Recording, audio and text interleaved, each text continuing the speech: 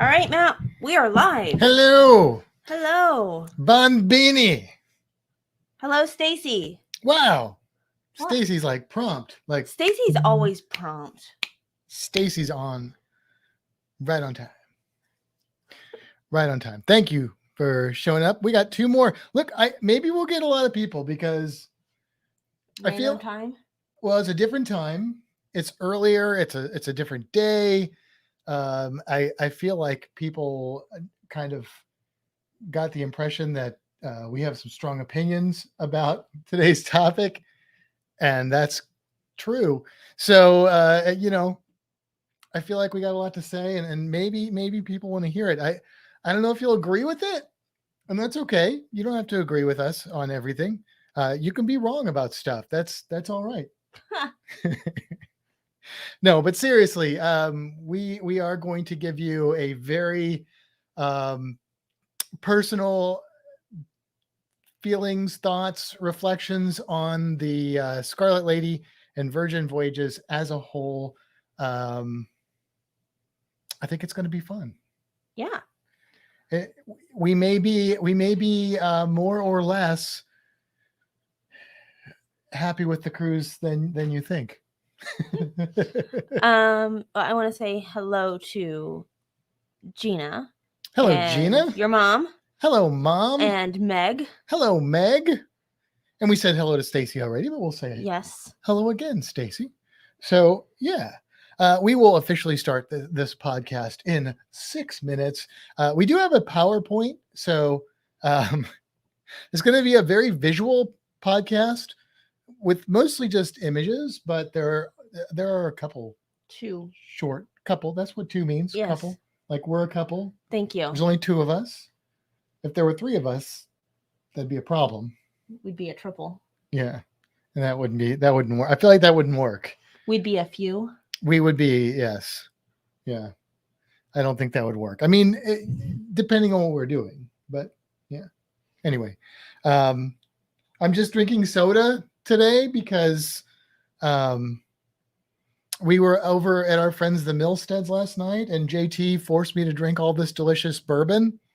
So I'm not like hungover or anything, but just feeling like I just need some soda tonight. So maybe later I'll have a bourbon, but it was a good time. We really enjoyed our evening with them. If you're not familiar, we need to get JT and hopefully Mr. and Mrs. Traveler or something on here, but JT and Mr. Traveler do a podcast that you can check out. What's that podcast called? No Cruise Control. That's right, which is appropriate. I'm going to interrupt you real quick. Yeah. Speaking of JT, I think he's the Facebook user that just popped up. Okay. So JT, if you're watching on Facebook, there's a little link that says like, click me so that Facebook and StreamYard can speak to each other. Just because right now it shows us Facebook user. I only know it's you because I actually went onto Facebook and saw that it was you. Yeah, he says I forced you. LOL. Yes, in the I mean that in the kindest way. Hello, Ian. Hey, g'day, Ian. Good morning. So, yeah, I was saying something, but I don't remember. Oh, what was I saying? That he forced you to drink or something. No, anyway, no, it was a really good time. So, no cruise control. Very appropriate because JT is like a driver guy, so. He probably uses cruise. I don't know if he uses cruise control. I don't know. So I see a lot of Facebook users popping up. For those of you that are watching on Facebook, we use something called StreamYard. So it streams to both YouTube and Facebook. However, for Facebook, you do have to click the link so that StreamYard and Facebook speak to each other so that we know who you are that's talking to us so that we don't call you Facebook user. And if you are okay with us calling you Facebook user, you don't have to go through those steps. That's completely up to you. We just won't know. But if you're wondering why we're not addressing you by who you are, that's why, because we don't know. So there you go. And yeah, Ian, I know this one's a little early, and it's also Monday in Australia. So, hopefully though, people can a pre-morning that one too can get in there before work. If work is the sort of thing you do, and if not, then I'm jealous. But we also, I don't know, do we want to, we kind of have an announcement, don't we? I mean, kind of. It's already out there. Yeah, but it makes it official. Yeah. You want to make that announcement when we start the podcast? Yeah, I think we should do that. Oh, and hey, I see somebody hit the thumbs up, and that is appreciated. If you are watching now or in the future, and hit that thumbs up if you enjoy what we do, and also subscribe to our channel, and all that YouTube stuff. I don't have to say that over and over again, right? Like, you guys know the drill. If you like the channel and want to support us, that's one way you can do that. So, and it's appreciated, because then we know that we're doing stuff that people like. I think we should show, which is encouraging. We should show churro to everyone. Well, I was thinking we would do that at the end. Oh, okay. But yeah, so, and no, we don't mean the cinnamon delicious dessert. Or do we? Or do we? I hope not. So, yeah, Ian is retired. I didn't know if you were retired or not, Ian. You look too young to be retired, but that's cool. That's cool. Okay. Any quick questions before we delve into the actual podcast? And if you guys have questions and comments during the podcast, please feel free to ask them and let us know. Hey, Cruise Talk. That's JT. Yeah, he said he couldn't find the link on Facebook. Yeah, I don't know. It's part of the description. Yeah, it's like where it says like join us at 3:00, and then it says like we're using StreamYard. Click this, blah blah blah. Yeah. But that's cool. We like people on YouTube better. No, I'm just kidding. I'm just kidding. We like you all. Wow. Man. No, I'm just saying when it's on YouTube, like the views mean something to YouTube. They don't mean something on Facebook. Ian retired when he was 55. I'm jealous. You're not 55 yet. No, but that's awesome. Good on you, man. Good on you. So, yeah, but if you have comments and stuff, we will try and keep up with those, but we are going to be sharing our screen so that you can see the PowerPoint that we put a lot of effort into it. I feel like it's going to be informative. So just because we have a quick minute, actually it's time, but I'm going to say it anyways. So this podcast is going to be pretty visual. We do have a PowerPoint to kind of go along with everything that we've got to talk about. Probably we should say that when we start the podcast. That's audio. I am, but I'm saying this for the people that are in the chat so that we will probably not be talking to you a whole lot. This is going to be pretty focused on what we are talking about. But I am going to try and keep an eye on the chat. Yes. Because I think it'll be interesting to get a little feedback. I won't be able to see it because I'll be sharing my screen. Though. Yeah. But I will. So and you can see can you see my screen? It's right there. It's right. Wow. I'm also going to so much technology. That's appropriate for the cruise line we're talking about, though. There's a lot of technology happening here. I need to change my display so it doesn't go to sleep on me. Oh, maybe I should do that on this. It's a good idea. So, I hope you guys enjoy watching us play with our devices. Wow, that sounded weird. A bit rude. Okay. All right, never. Hey, Kenny. Welcome aboard, my friend. All right, Matt, are you ready? I'm ready. Are you ready out there? Come with me, we're going on a Fintastic cruise. Pick your destination with news, tips, and reviews. But here is an item you might not have thought of. All of the things under the water. Nature surrounds us with elegant features. You can't go on a cruise and not see the creatures. So let's make some magic, let's get ecstatic. Instantly classic, maybe romantic. The wildlife around you, cinematic on your Fintastic cruise. Bon Beanie, and thank you for joining us on another episode of Fintastic Cruising. I am not Kimbra. And I am. You were supposed to say I'm not Matt. And I am not Matt. And welcome. This is going to be a fun episode. We recently got off of the Scarlet Lady. That sounded a bit rude. We recently got off the ship, the Scarlet Lady, and we have a lot to tell you about that. Before we get into that, though, we have some other things to tell you, right? Sure. Where are we starting? Well, with the news? Let's start with the news. So the big news announcement Dun dun dun. has sort of already been talked about, but it is official now. We have booked a cruise. Woo! It's a less than a year off. And the cool thing about this cruise is that it is a group cruise, not our group cruise. That's already been booked a while. That's been booked, but it is it's Down Under Cruisers. It's Spiker's Crazy Adventures. And it's Us and More. So I was just quizzing her there. And were you? You did good. Or you didn't know what they were? I mean, I've been looking at the stuff all day, so Uh-huh. I knew who they were. But so it's 3 channels, and they all kind of pulled together. Kenny, who's in here, is going to be on that cruise. I don't know if anybody else is going to be on the cruise. It's in here right now, but if you are, raise your hand. I won't be able to see it because it's virtual. But anyway, it's the Down Under Cruisers are how we found it, but we also know the Spikers. I don't know much about Us and More. Kind of watch some of their videos, getting to know them a little bit. I think they're animal people, so we probably get along really well. I know they've been in here, maybe, I've been around here and there. But anyway, this is on the Carnival Horizon in October of 2022, going out of Miami. It's going to go to, let's see, is it La Romana? And then it's going to, is it Grand Turk? No. What's Amber Cove. Amber Cove. It's basically the cruise that we went on in September, except Right. it's Bonaire instead of Curacao. Bonaire and Aruba. So and look, Dominican Republic's going to be cool, but Bonaire and Aruba, and it's an 8-night. Is it an 8-night? It's an 8-night. It's an 8-night cruise. This is where my brain is right now. It's an 8-night cruise, and it's going to be fantastic. There's like 23 cabins sold on this thing. I don't know if we were 24 or if we were 23, but so there's going to be a lot of really cool people on this cruise, and other creators, as well as the big 3 who are hosting it, and we'll be there. So it's going to be fun. It's going to be a lot of fun. It is indeed. Yeah.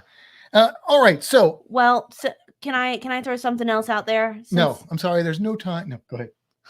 So since we're talking about group cruises, I feel it's only necessary that we promote ours. Okay. So we have the first official Fintastic group cruise, March 12th, 2023, going to Grand Cayman, Roatan, Belize, and Cozumel out of Tampa on the Carnival Pride. Yes. And that's going to be a lot of fun as well. Still a lot of cabins available for that cruise too. And we do have some really fun people that are booked for that cruise. So, and we want some more fun people. It's already going to be awesome. So anybody else that comes along, it's just going to be extra awesome. Yes. So if you are interested in going on that group cruise with us, you can send us an email at fintastictravel@gmail.com. That's right. That's right. Okay. Are we ready to start our review? Are you ready? I think so. All as right. ready as I can be. Okay. So let's see how this goes. Adjust in my seat here. So we're going to share, if you are listening to the podcast now, or, well, you probably aren't now, but in the future, just know that this episode is going to be very visual. We will try and make it audio friendly, but this one's going to be tricky because we do have a quite extensive PowerPoint detailing some of the points that we wanted to make with power. So you may want to, this may be one that you, if you listen to it and you're like confused or something, I don't know how it's going to translate. We'll find out, but just know that you can always go over to YouTube and check that out. So, okay. The dog is tearing up the carpeting. I don't know. All right, let's see how this works to do this share screen thing. Bear with us. Okay. Are you ready? What can be seen? Is that I see the PowerPoint. Are you good with that? The title screen. Is this better? Nope, that's not nothing. Work. Nothing changed. Will you hit Shift 7? Shift 7. I think this is probably pretty good the way it is. No. Touch that one then. This one? Which one's better? Oh. That's what I'm trying to. Yeah. Well, this covers the words. So, we should have probably done this beforehand. Yeah, well, we didn't. Let's just do it. Let's just do it like this. You want a different color background? Or let's just do this. You don't want to see us at all? And can we get, it'll be fine. No, We can get rid of that. I don't think we need, well, I don't know. Here, look. Wow, we really should have worked this out ahead of time. Do that. What else did We you say you don't apologize. want? No, that's good. That's fine. That's it? That's all that's on there. Yeah. Here, we can even switch back and forth. Oh, here, I want to do this. I know, we're prepared. It's good. What are you doing? I want a different color. Oh my goodness. Wow. We spent a lot of time preparing this PowerPoint, but not apparently preparing to do the podcast. So All right. no, we are prepared. Okay. So this is going to be our review of the Scarlet Lady Virgin Voyages in general, because that's the only ship they have currently that's sailing. Soon that will double. Their fleet will double, just like that. Yeah. Be twice as big. Like a whole nother ship. Look, here's what we want to say to start off with. It was a cruise. We had a blast. It was a lot of fun. Okay. I say that because, spoiler alert, we might not have fell in love with Virgin Voyages and the Scarlet Lady, but I don't want to give anybody the impression that we had a bad time, that we didn't enjoy ourselves. The reason that we're doing this is because we want you guys to know our opinions, to help you maybe form your opinions about this cruise line and this cruise ship, to see if it's the right one for you. You're going to hear some positives. You're going to hear some negatives. Some of these negatives are going to be very subjective. They're going to be very, Kimbra and Matt aren't into that. And there are going to be some that are like just outright problems. Some of those may go away because it is a young cruise line and a new cruise ship. Some of those problems may get resolved. Other ones I think are built into the DNA of the ship, and I don't know that they can fix those. And others, I don't think they want to change, but I feel like, I don't know, maybe they can improve. Anyway, just wanted to get that little bit out of the way. But we did have a great cruise. It was a phenomenal cruise. So yeah. All right, let's get started. Let's get started. All right, so we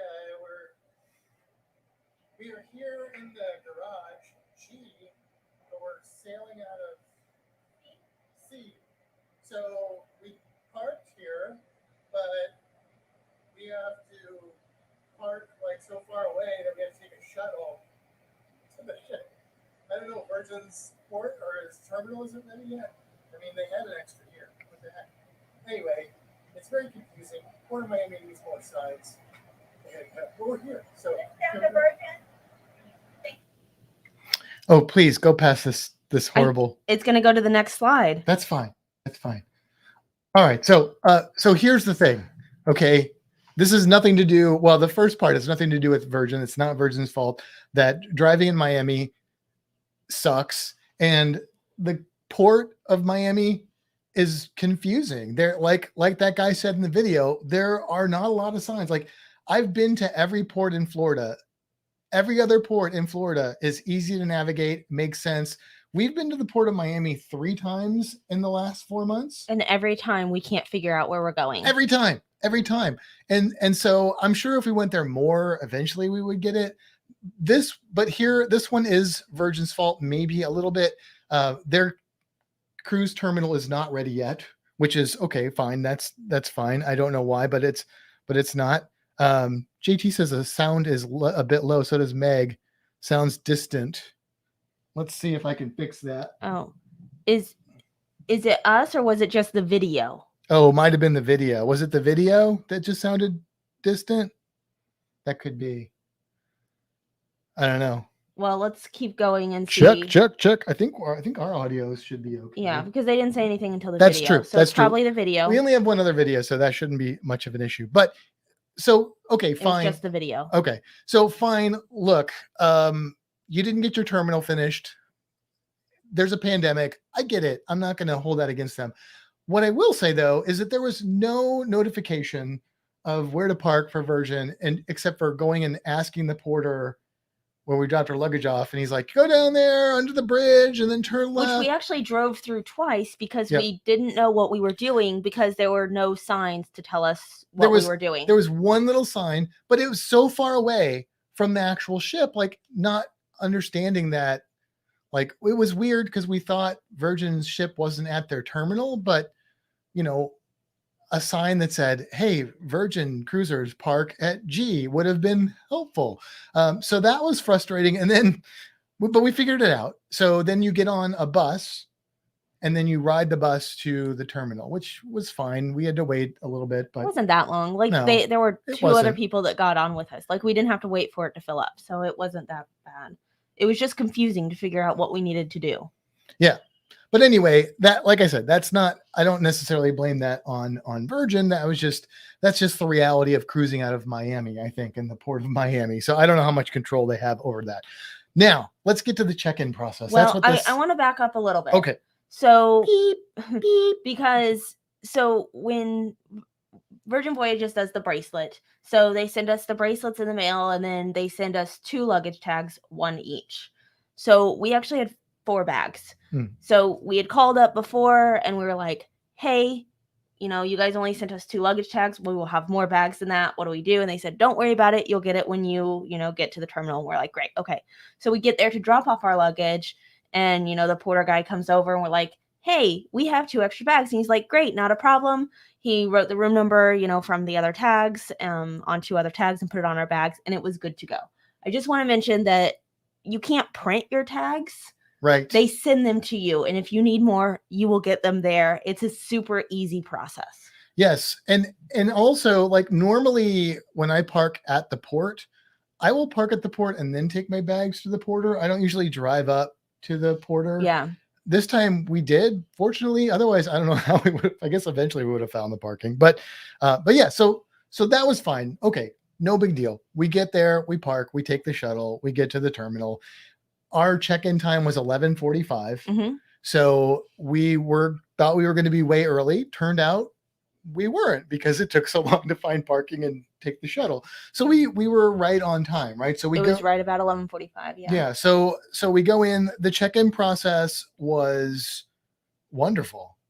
It was fast. It was efficient. It was easy. It was super easy. It made sense. It was great. And then they do the testing there, which they didn't actually. I never received a communication. We knew that, but from Virgin Voyages saying that they were that we needed a test, other than the fact that we already knew it because we're in the cruise world. Right. But they didn't actually tell me that. I never got an email or anything like that. I never was told that, you know, they do it there at the terminal. The other cruises, we had to do it ourselves in advance. So other than just knowing, because we're involved in all of this, they actually never communicated that with us. Which is you're going to see communication is an ongoing problem that seems to be there, like with the parking and that. But anyway, it was fine because we did know. Yes, they were gonna do that. It was fine for us. And they swabbed us, and they didn't go like into our brains. Yeah, that was kind of nice. Nothing leaked out. It was very painless. It was very fast. We got our results like super fast. Like I think we rolled up to the terminal about what, maybe 11:35, 11:40. Like walked up. Like with the bus? After we got off the bus. It was almost 11:45. So okay, and then we got there basically when we were supposed to. We completed all of our check-in stuff, including getting tested and getting results, I would say within 15 minutes. We were sitting down in the terminal at noon. So that was great. We were impressed. It was quick. It was easy. You walk up, there's like a QR code, and they're like, scan this and keep walking. Mm-hmm. And the scan was to like schedule your test. You walk up to a counter, they give you a piece of paper that has like whatever information it needs for the test. You walk over, they stick a thing up your nose. You go upstairs, walk through. We did the check-in. By the time we were done, like doing the cruise check-in part, we had our results. Right. And the bracelets that they mailed us, which had our names on it, like they just activate those at the counter. It's really quick. If you don't have one, if you didn't get one, they'll just give you a bracelet. In fact, they started to give us a bracelet and we're like, no, we have them. They're like, oh, great. So that was awesome. So we're going to go sit down in the main terminal building, and the lady's like, oh yeah, have a seat anywhere. Make yourselves comfortable. You won't be getting on board until 2 p.m. Now it's noon. We were told to be there at 11:45. And then I thought she was joking when she said, like, I thought she was like having a laugh, like, like, we're so efficient, you're going to be on there. No, we weren't allowed to get on the ship until 2 p.m. Yeah. Everybody was there. Everybody was waiting. By the time 2 p.m. rolled around, like, everybody had been sitting there for at least, I feel like, an hour. There were like 2 or 3 different rooms of tons of people just sitting around waiting. Why? I've never gotten on a ship that and late. It's not because they were behind on getting like the last people off and getting ready. They don't let you on until 2. No, yeah. That's just the way they do it. Yeah, it wasn't like, sometimes the Coast Guard's doing something, or no, that's just how they roll. Okay. So they're like, we're the laid back cruise line, I guess.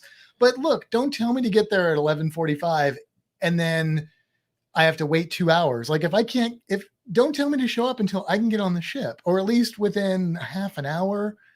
2 hours, really? So anyway, so that was a little frustrating, but whatever. We're going on a freaking cruise, who cares? Like, I'm all about let it go, especially on that first day. Not the Disney song, but anyway.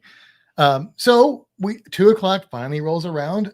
One thing Virgin doesn't do, which I appreciate, is they don't try and take your picture every 5 minutes. They don't do pictures at all. No. Now, I don't mind the pictures on like formal night where you can go by choice and get your picture taken, but I hate you have to wait for people to go get their picture taken to get on the ship or getting on. I hate that.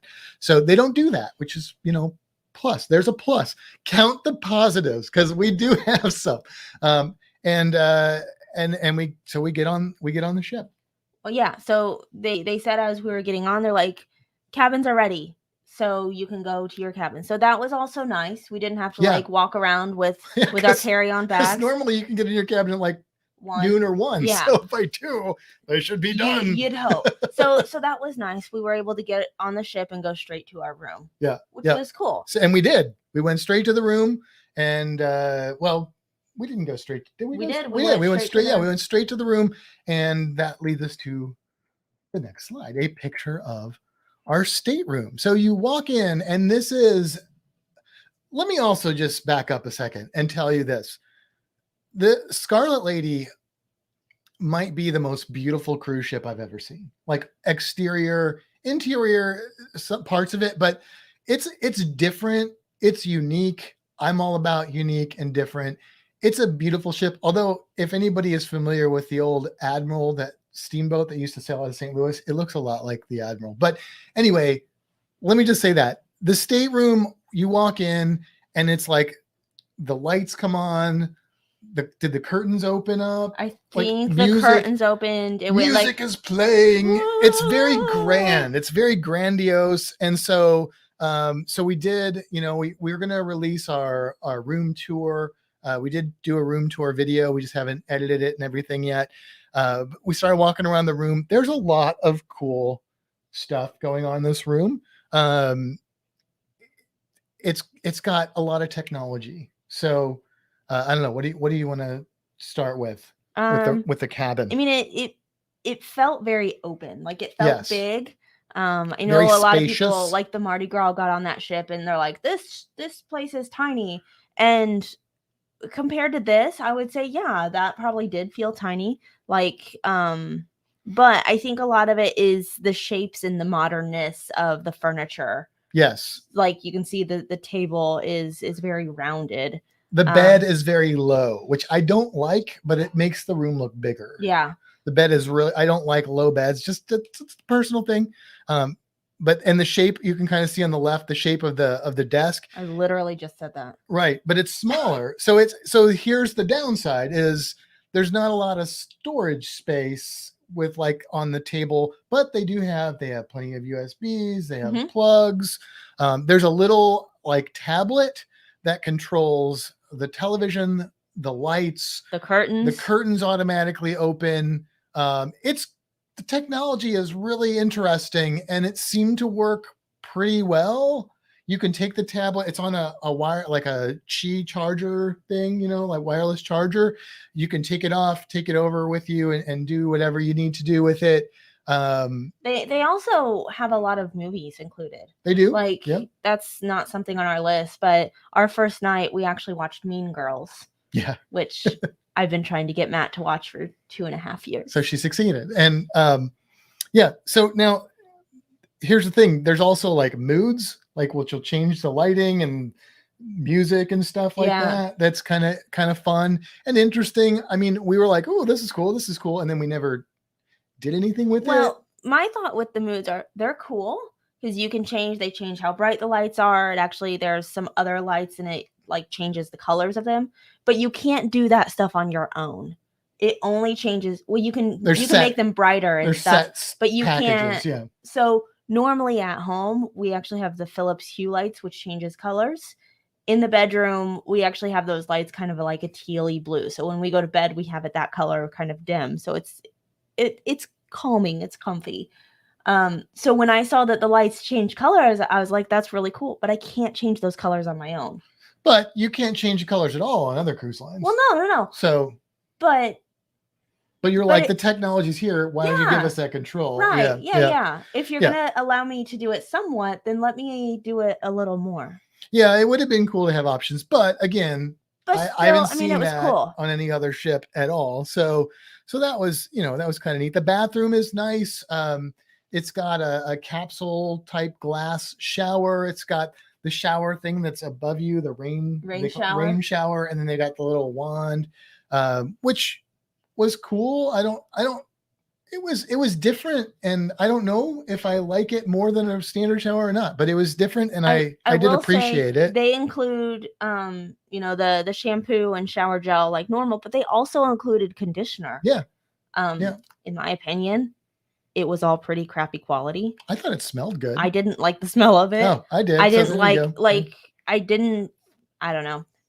It's fine. It was included. I used it, but it wasn't my cup of tea. The bed, like I said, is low, which I don't care for. I thought it was comfortable. You didn't sleep very well on this cruise. I did not. So I don't know if that was why, but I thought it was comfortable. Now, they're supposed to have this whole couch thing, and you may see in the picture here, you can kind of see where the couch would go. Never during this whole cruise was our bed made into a couch. And I heard somebody asking their room steward about it. And the room steward was kind of like, yeah, we can change it if you want us to, but they didn't sound like they were very inspired to do so. And so what it ended up doing is just making this really awkward, low, oversized side table that just kind of got in the way. And then that little brown thing that slides under the bed, that thing was just always in the way. Like I didn't use it for anything. All I did was try to find places where it wouldn't be in my way throughout the whole cruise. So it was interesting. You're going to hear me say this a lot about this ship. It feels like IKEA on steroids, and a lot of the stuff, I feel like they made a lot of decisions based on form factor and aesthetics. And maybe that was their biggest push rather than like comfort and practicality. I don't know. I feel like that's kind of a running theme here, and it does look cool, but in the end, I'd rather have something that works and that's comfortable. For example, are we ready to go to the next? I want to talk about the hammock. Oh, okay. So I'll hold my thought. Go ahead. Talk about that. So all the balconies have hammocks on them and really comfortable. I enjoyed the hammock a lot. The only issue is, and it's just a hammock thing, it has nothing to do with the hammocks on this ship. When you get in a hammock, it rocks, and so does the ship. So sometimes I was like over rocked. But again, that has nothing to do with the ship. Because it's a Richard Branson ship, so you're going to get over rocked. But the hammock was very comfortable, and it was really a cool feature. Yeah. Now, the thing that wasn't cool is the person that wasn't in the hammock, and I'm not a hammock person, so I had no problem with her being in the hammock, had to sit in these very upright chairs with no side like arm thing to rest. Like, it was not a comfortable chair to sit in. Again, it was form over comfort, at least for my I didn't my have a problem taste- with those chairs. Well, you were in the hammock. No, you I didn't. sat in that chair a But couple like times. when I'm out on there, I like to like lay back, rest my arms so I can like draw on the iPad Yeah. or something like that. I couldn't do that because it was just like a dinner chair or something. So you know, whatever. It's All right. fine. Talk about your closet. Okay, so the closets do not have. First of all, there are no drawers in the stateroom at all. There's shelves. Oh, I want to say one more thing real quick. Just because you went into the closets. Did you just say I'm in the closet? No, I said you wanted to. Okay. I would not be in the closet. Our luggage did not fit under the bed. So our luggage actually had to go into the closet. Because the bed is like this tall. It's low. Yeah. Yeah. Sorry. I just wanted to mention that because that's usually how we get some closet space. Yeah. We put our luggage under the bed. Yeah. Couldn't do that. But no drawers. Yeah, no drawers. So that I didn't like that at all. Looked cool, not practical. No doors on the closet. There's a curtain. There's curtains on the closet. So go to the next slide so we can see. Well, I do want to say, no, there are no doors. There is a closet section that has a door and shelves. Like a little door inside, like a mini thing. No, that whole side, that was a big door with the shelves. But it was like this wide or something. Well, yeah, I mean, it wasn't the whole closet. Yeah. It was a section of the closet. Yeah, the main closet is curtains. But when you say no drawers, people are like, well, where do you put your undies? Well, there were shelves and that was closed. Yeah, but it was still a shelf. Just you know. Just saying. All right. You got to throw in a little positive with the negative. Look, just go on. But let's talk about the curtains. So this is what happens when you have curtains as your closet doors, and the closet is right next to the front door of your cabin. There's a curtain stuck in a cabin. There's somebody's clothing stuck out of their stateroom door. There's a bag. We did not go looking for this.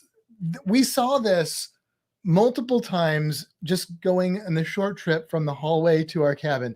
This was a regular sight to the point where I took these pictures. There's like people's crap just like stuck in the door. So, you know, that's what happens. Form over function. I don't know. Yeah. So, okay. That's all for that slide. So I think the next one, a video is going to start when we go. So is there anything you want to talk about before that video starts? So, well, the next video has to do with the muster, right? Correct. Okay. So you have to watch a safety video. I don't know. Hopefully I'm going to check the sound when it goes. Okay. We'll try and get the sound to work on this one because the sound is kind of important for this one. Go ahead and let her roll.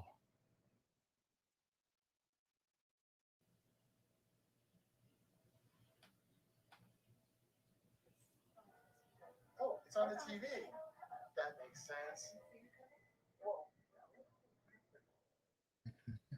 I don't want it to pick up here.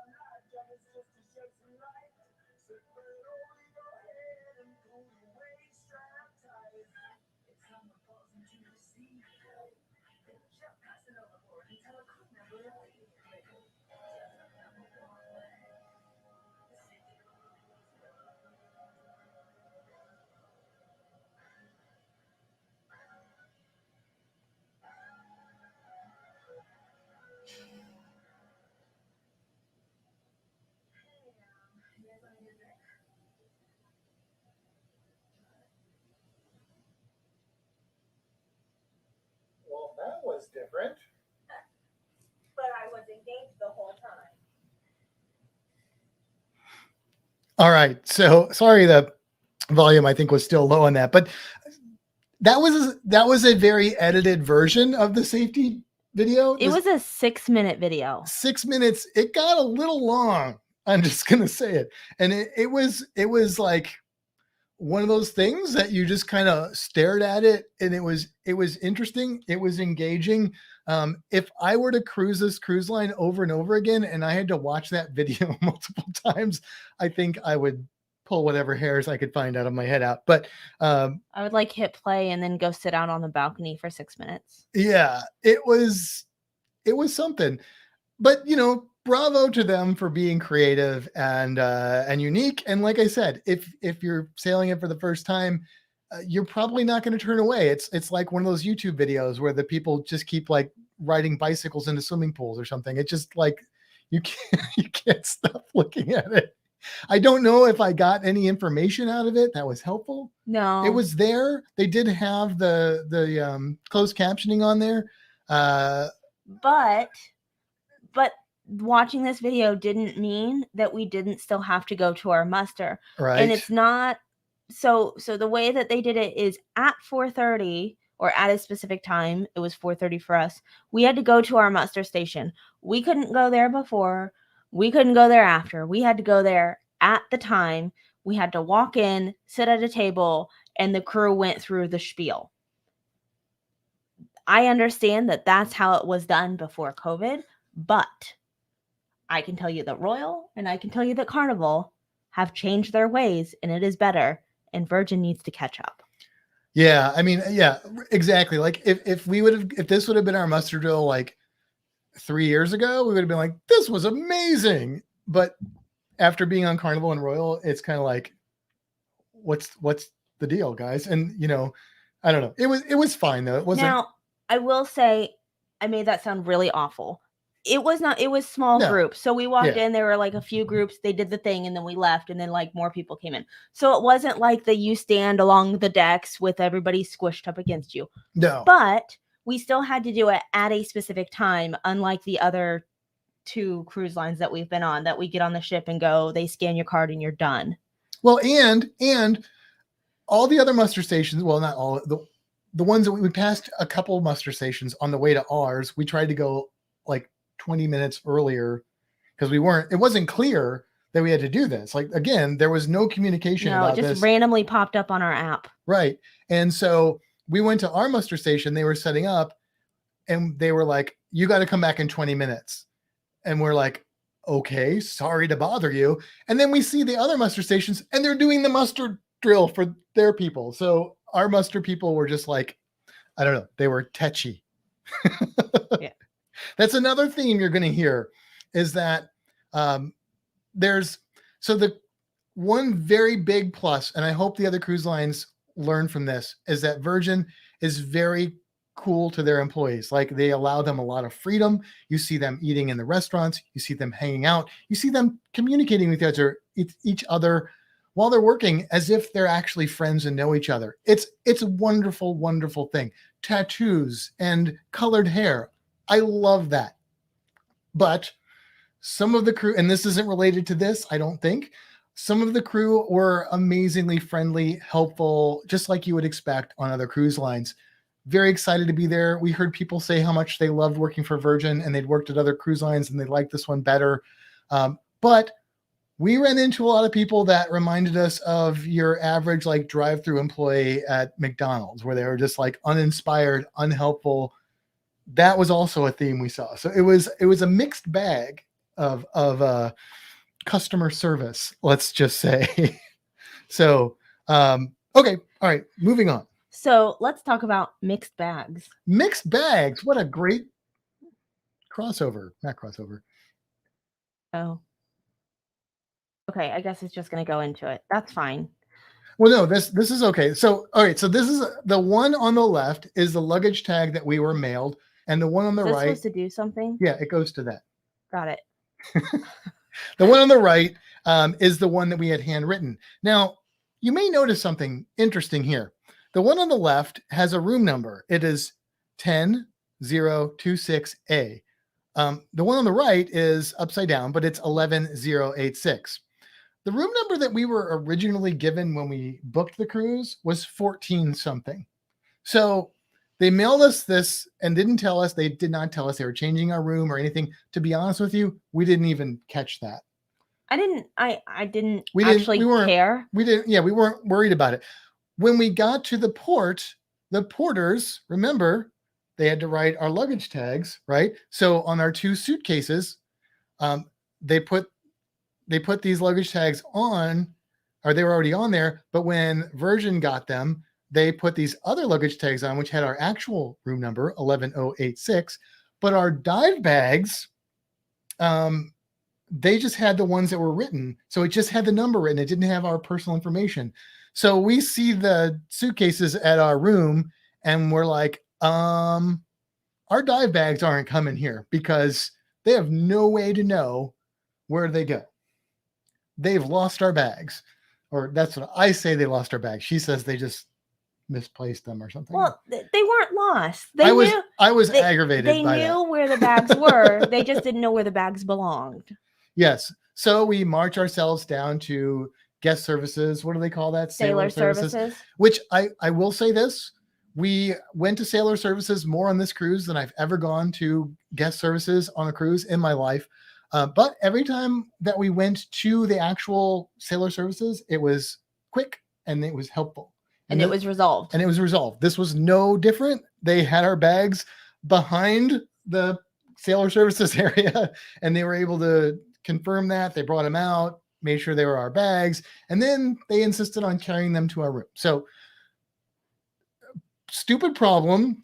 Fine. It's a new cruise line. They resolved it. Okay. We're all good. So these are the little things that started happening. But there was zero communication about our room being changed. And apparently it was changed twice. Yes. Based on all of this. And when we went to, so the first thing we did is we actually went to 10026A to see if our bags were in front of that cabin. And we were walking down the corridor and an employee came by and they were like, "Are you guys lost?" And we explained the situation. And the guy was like, "Oh, nobody's staying in this hallway." So he was like, "You just have to go to sailor services." So we were like, okay. So we did, and it was resolved. It was fine. Like I said, not a big deal, but it was just one little thing after another that just seemed to crop up on this cruise. Every time I'd be like, "Wipe the slate clean. It's okay, Virgin. We'll give you another chance." And it's just these little things. But all of this happened within like the first 3 hours of us getting on the ship. Yes.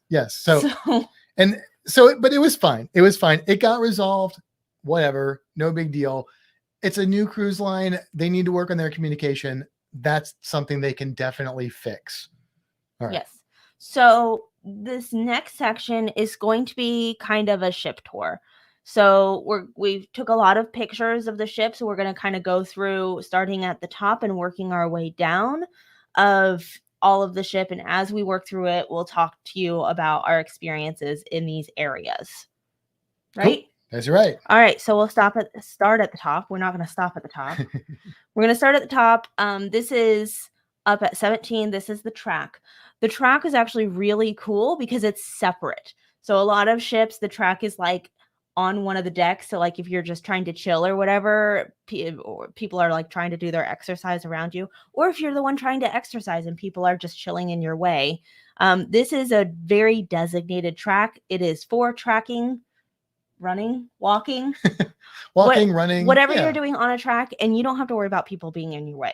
So that was really cool. And there are a lot of markings along it as well. Yep. So like whatever you were wanting to do on the track, there was probably a marking to signify that. And it was a great view. Like Brian talked about this when we had him on the last episode. And yeah, it was, if you're into working out, then there is a lot that the ship has to offer for you. If you're a normal human cruiser, then you may not care as much. But if you like running, I mean, this was cool. This was a cool feature. I don't like running ever, but except for when I'm being chased. And even then I don't really enjoy it. But but if I did, I'm sure I would be excited about this feature. So if you are the running type, this would be something that you would probably really appreciate. All right. Next. Running along. Now, this is what, the back of the ship? Yes, this is the aft on 16. So you can see some of the seating that they have set up. It's very pretty. It's very This IKEA. is also in Bimini. Yes. And it's but I don't know how comfortable, like you can see, I don't know if you can tell, but the table with those chairs is like, there's not enough room for your knees to go in there. We've Maybe got it's another picture. okay. Go ahead to that. It's not that kind of a table. Oh, well, we'll get to it. There's a bar. There's a bar we never saw. Well, I think we saw people at it once when we first got on. Yeah. But that was it. But I mean, it was a very low capacity ship Oh. or cruise. Then they have this net, which they've talked a lot about. And Kimbra was excited. Tell us about your experiences on the net. Well, the net is extremely painful. So the idea is interesting. There's a close-up of it too. There is. So they call it a triple net because there's like all these different layers. So of course, I guess if something goes wrong, there's another layer of safety. The problem is part of that layer of safety is these really awful hard plastic balls between each piece. There was a lady that was on there when we walked up, and she was struggling to get off of the net, and she was like, you could tell she was in pain. She was saying it, and she even told the thing. And so, but Kimbra was like, "Oh, well, I'm gonna check it out." She was a little older. Not that much. No, but like, she was older than me. Yes. So I'm like, well, maybe it's just her, whatever. No, she was right. I had to help Kimbra off of the net, and then I don't know if you actually had bruises. You thought you were gonna have bruises. I don't think I actually got bruises, but I definitely felt like I was going to. So it's an interesting concept. I don't know if they tested it out or we're just real big wusses, but it's a net that you can lay on if you have a high threshold for pain. Or like a lot of bubble wrap. Yes. Yeah. So that's the net.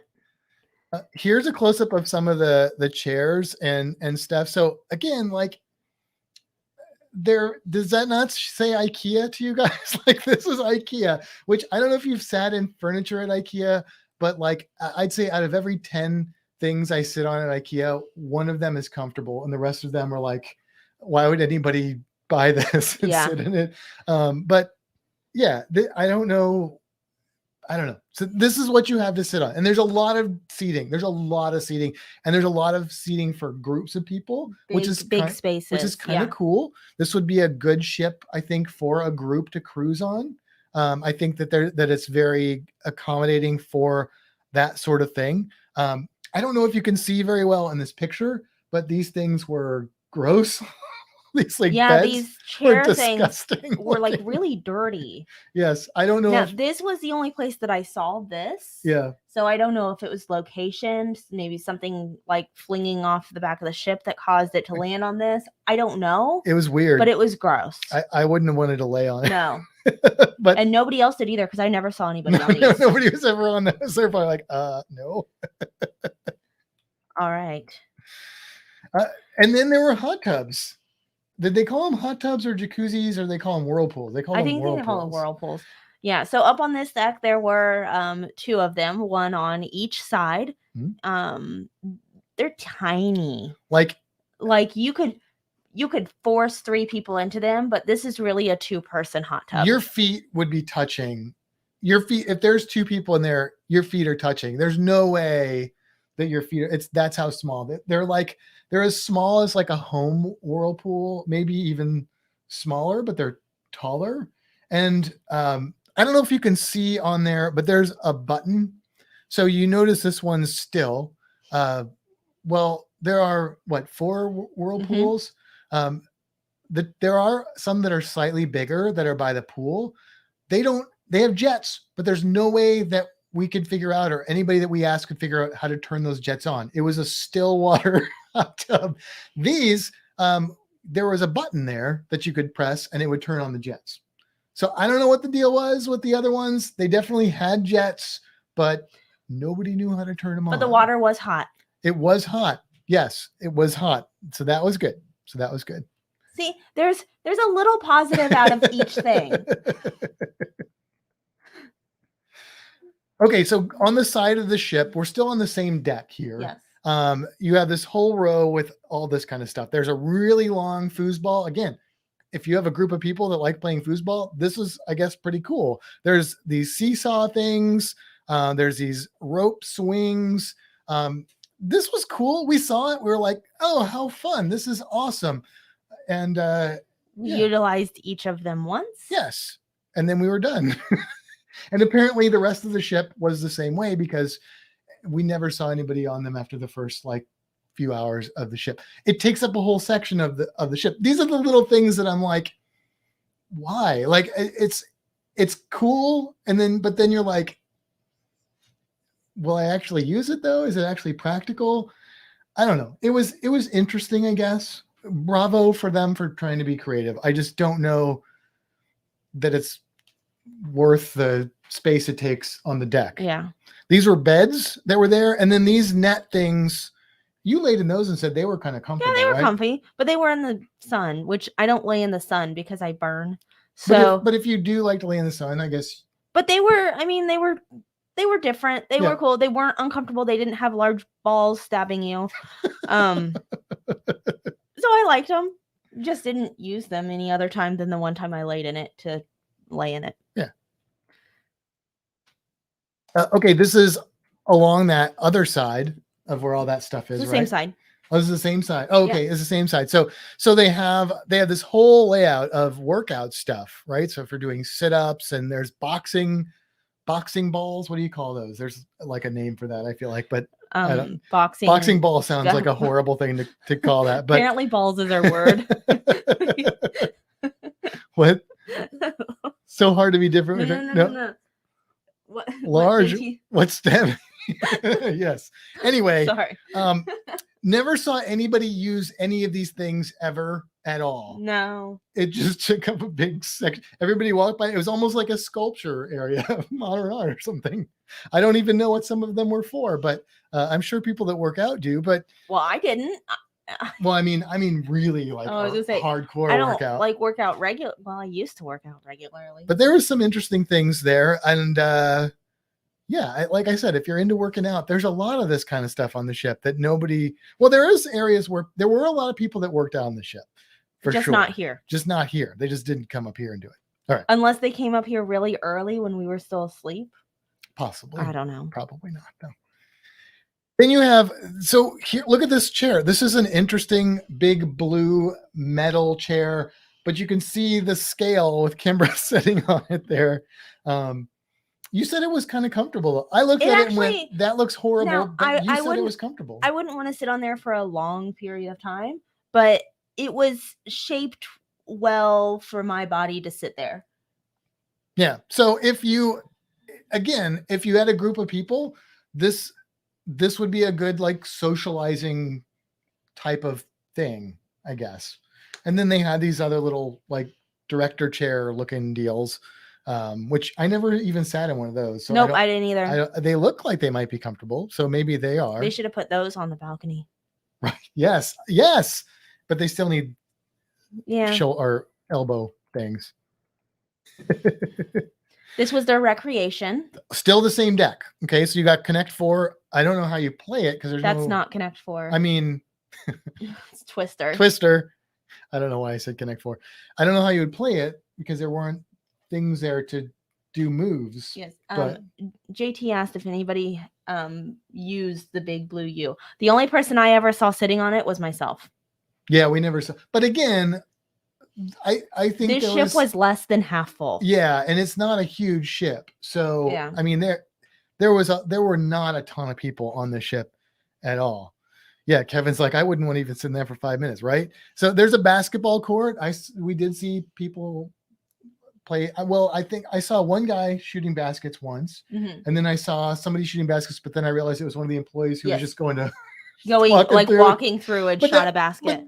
Here's the thing. Okay, if that would have been on like another cruise line and the employee would have shot a basket, I don't know, they might have gotten like in trouble for that. Yeah. On Virgin, I feel like that was okay. And I think that should be celebrated. Mm-hmm. Like these are human beings. Let's give them a little bit of freedom. But I did see people playing the giant chess. Yeah, so that was cool. I don't know how to play chess, so we did not play giant chess. Yeah, but people utilize that. So that was fun. Yeah. This deck, I feel like in a sense, it was like a playground for adults, but then nobody really played. I would have preferred a water slide.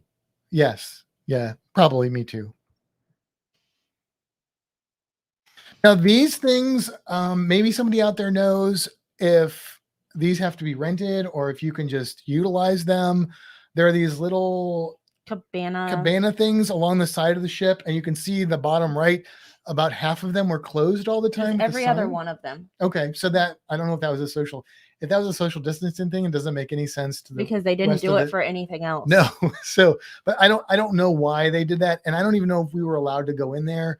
I walked into one of them. I guess they're For a minute. cool. I guess they're cool if you can, but it wasn't clear. It felt like I wasn't supposed to go into them. Well, we never saw anyone in them. No, so I don't think know. they would be a cool place for a group of people. There were a lot of spots that were very group of people. Yes, Like not necessarily great for just me and Matt, but like if it was like me and Matt and small, medium, even maybe a large say group of people. 6 to 10 people. Yeah. Yes. So and they had shade. I mean, they looked nice. Oh, we're still back there. Well, I moved on. Okay, that's fine. So then this is still the same deck. This is the same deck. Same deck. So these are along this side, like by where the pool is, kind of like midship. Yep, and looking out. So there are these big red, very upright. Now the cushions are like angled down. I think we sat on them once and our butts got wet, and it hadn't been raining. But I think they were drying the cushions out or something here.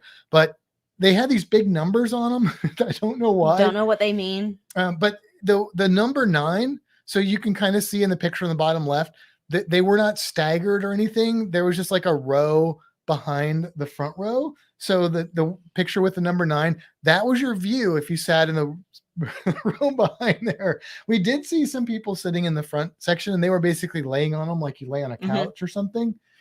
So they're interesting. Again, I feel like it was about aesthetics and not about like practical something that people would want to be in. But whatever. They weren't super comfortable. They were. No. It was weird. You want to talk about this? So they did have the lookouty dues. Binoculars. Those. Yeah. And they were cool. They worked. They were free. You could look out. They had a few of them. I know at least 2 right here. I don't know if there were any on the other side or not. Yep, there were. Yep. So they were cool. They worked. I was looking at water or something. I don't know. It was actually for the photo, but they worked. It was cool. Yeah. And so that was kind of a neat feature. That would be kind of fun if you spotted something, or I don't know. It was good. I'd like to see that on other ships. Yeah. I'd love to see that. It'd probably be too expensive, but I'd love to see that like on balconies. Oh, that'd be cool. I mean, we just bring our own binoculars, but then if you don't leave them outside, they fog up. It's like an issue. Yeah. So anyway, it was cool. I actually really like this picture. Yeah. Good picture. Thanks. You're welcome. So towards the front of the ship, they had this little restaurant-y area. They did like bowls and stuff. We didn't eat there. We actually only walked by it, I think once, maybe twice. Yeah. But it's there. And then in the front of the ship is the spot for all the people that have all the suites. So it's called Richard's Rooftop, and you have to be in one of the Rockstar suites to have access to this area. And it's all like white and pretty. They have their own hot tubs back there. Up there. I don't know if they have bubbles. I don't know what else is there because we weren't allowed to go in. Right. But yeah. It's the exclusive area. I feel like I guess those are maybe sheets. I feel like those would get dirty. They probably wash them. That makes sense. Mm-hmm. All right. So now we get into the galley, which is the not buffet. Yes. The quote unquote not buffet. So the way that the galley works is they have a bunch of different stations. So they have like noodles, they have like sandwiches, they have burgers, they have a diner, they have salads, which we have pictures of all of those things as we kind of work through. And the way that it works is for the most part, they want you to go sit down, you scan the menu, and they come over and they'll take your order. You can order from wherever you want, whatever you want, and then they bring you your food. For the most part, there are some things you have to go get yourself. There are some things they won't let you get yourself. And it's not immediately clear which is which. No. But I guess eventually, if you ate there enough, you'd figure it out. Yeah. So, which is possibly a good concept. The problem is because everything comes from different stations, you don't get it all at the same time. No. Because your order goes in and, each station probably gets like a receipt or something pop up on a screen that says, you need to make a bagel, you need to make an egg. So you'll get one piece, and then a little bit later he might get a piece, and then a little bit later I might get a piece. So you don't actually get your full meal at the same time. Unless you're lucky. Yeah, you have to like eat it randomly in random and that's times. even like so for breakfast the one time you got a bagel and an omelet, and I got bacon and eggs and an English muffin. Mm-hmm. Right. So first thing, they brought her a thing with cream cheese. They forgot the bagel. And then like about 3 or 4 minutes later, they brought you your omelet. And then eventually they brought me my bacon and eggs. The eggs were disgusting, like runny, weird and stuff. The bacon was all right though. And then a little bit later, they brought me my English muffin. And then another day, I wanted to try the vegetarian sausage. It's like, they don't have a lot of choices at these stations. Like there's not much to choose from. That was one of them, prominently figured or shown on their menu. Well, they didn't have it. So, okay, whatever. So then I ordered toast or something, and I wanted grape jelly, which they had at the bagel station. You could get grape jelly, but when I had ordered it the other time, they gave me like marmalade or something like that. So I was like, hey, could I get some grape jelly? Well, when I finally got it, he couldn't find grape jelly anywhere. So he gave me some other kind of jelly. I don't remember what it was. It was fine, but it was just weird. They were out of a lot of things, and it's like you only have like 6 things on the menu, and you're out of, I don't know. It was interesting, I guess. And then they the one time I ordered an omelet and something else, and it was like 20 minutes. Yeah, we waited a long time. 20 minutes. There was another guy sitting near us that just got up and walked away. They eventually brought me my omelet. It was the wrong omelet. I just ate it because at that point I was done. But like I missed the buffet. I'm like, can I just go grab my food and sit down and eat it? Because it was just weird. It was not a good experience. It's an interesting concept. It was not executed well, at least the times that we ate there, which was mostly breakfast. We did have lunch on the first day there. Yeah. Yeah. So there you go. Some things that were cool. They had the grab and go stations. This one on the left is actually from a different part of the ship with a grab and go, but they had these in the galley, and they had like wraps and salads. And the thing that we really liked was the charcuterie box. It's really good. It had prosciutto. Is it prosciutto or prosciutto? How do you say it? Prosciutto? Prosciutto. Tell me how to say it. Is it with know. a shh? That's like one of my favorite things. They had the sushi area. That was the bento box, which was mostly sushi stuff. I skipped through. I went through all the photos already. Yeah. So I mean, and did you say the popsicles? Did you mention the popsicles? I didn't mention them, but they were in the picture. Yeah. So there was some choices, but it wasn't as much variety as you would get at a buffet, and it was the same exact stuff every single day. Like, I know buffet food stays pretty consistent, but there are different things on different days. And let me just tell you, there's no Indian food to be found on the ship that I could find. No. Which I did not. Everybody's telling me it's with a shh. It's prosciutto. Prosciutto. Okay. Prosciutto. Thank you. I really like prosciutto. They have pour your own wine, pour your own beer that they kind of like Carnival has. Yeah, you scan your band and then you can pour whatever. We didn't utilize them. But they do include soda, which big soda drinker here. Oh, I forgot to have a drink. And it was those little things on the bottom left picture. Those are like almost like mini freestyle machines, but I don't know, like the soda that comes out of freestyle soda machines, to me, it's still soda. It's fine, but it's not as good as like soda out of regular tap. The soda was good. So the Fanta was different. The Fanta was real, like almost orange juice kind of. Yeah, but not too much because I don't like orange juice. But it was definitely not your normal Fanta. Yeah. But so that was awesome. Like, I really appreciated the whole soda thing there. It was pretty cool. Only problem was these were not by all the eating establishments. No, this was like the only place you could find this. It was just in the galley. everywhere else on the ship, you could either get alcohol, or if there's a bar, I guess you could have gotten maybe some soft drink. The But restaurants, you could order a soda. yes, but like some of the other like grab and go kind of, or venues where you go and order food, like not sit down at a table, like pizza, for example, which we'll get to the pizza place, but all you had was like water that you just press the button, like little water cooler thing. Yeah. And that was it. Like, and the ice, like that was it. So that was cool though, that like I love the soda things in the galley. That was really awesome. Okay, let's talk about dining. Let's talk about dining, baby. Okay. So there are 7 dining venues? 1, 2, 3, 4, 5, 6. We went to 5 of them. Oh, because there's a 5-night 6. cruise. Yes. There's one more than there are nights to go. Yes. We did 5 of the 6 because that's all we could do. We could have done double duty on one, but I don't think we would have had room. Yeah.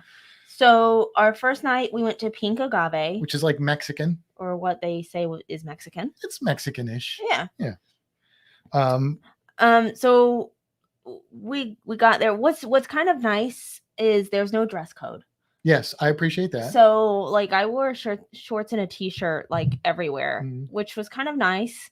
Most of the time I didn't feel out of place. There were a couple of times that I feel like other people around me were dressed up a little more than I was, but that's fine. I didn't care. That's cool. Yeah. Because, if you want to dress up, by all means do it. But don't make me dress up, I guess, is kind of how I feel. Like, I know some people like that, and that's cool, but I like not having to do that. I thought that was kind of good. Yeah. So Pink Agave, you scan the menu, and the way that their menu is set up is they have like small plates, medium plates, and large plates. And we're like, well, what are we supposed to order? Like, Right. Are we supposed to? It wasn't appetizers, main course. It was small, medium, so we're large. like, I don't know how to order this. And our waiter comes over, and we're like, how do we order? And he didn't really answer the question. He just ordered stuff for us. Yeah, he just kind of named some stuff, and he said, "Does that sound good?" And we're like, maybe.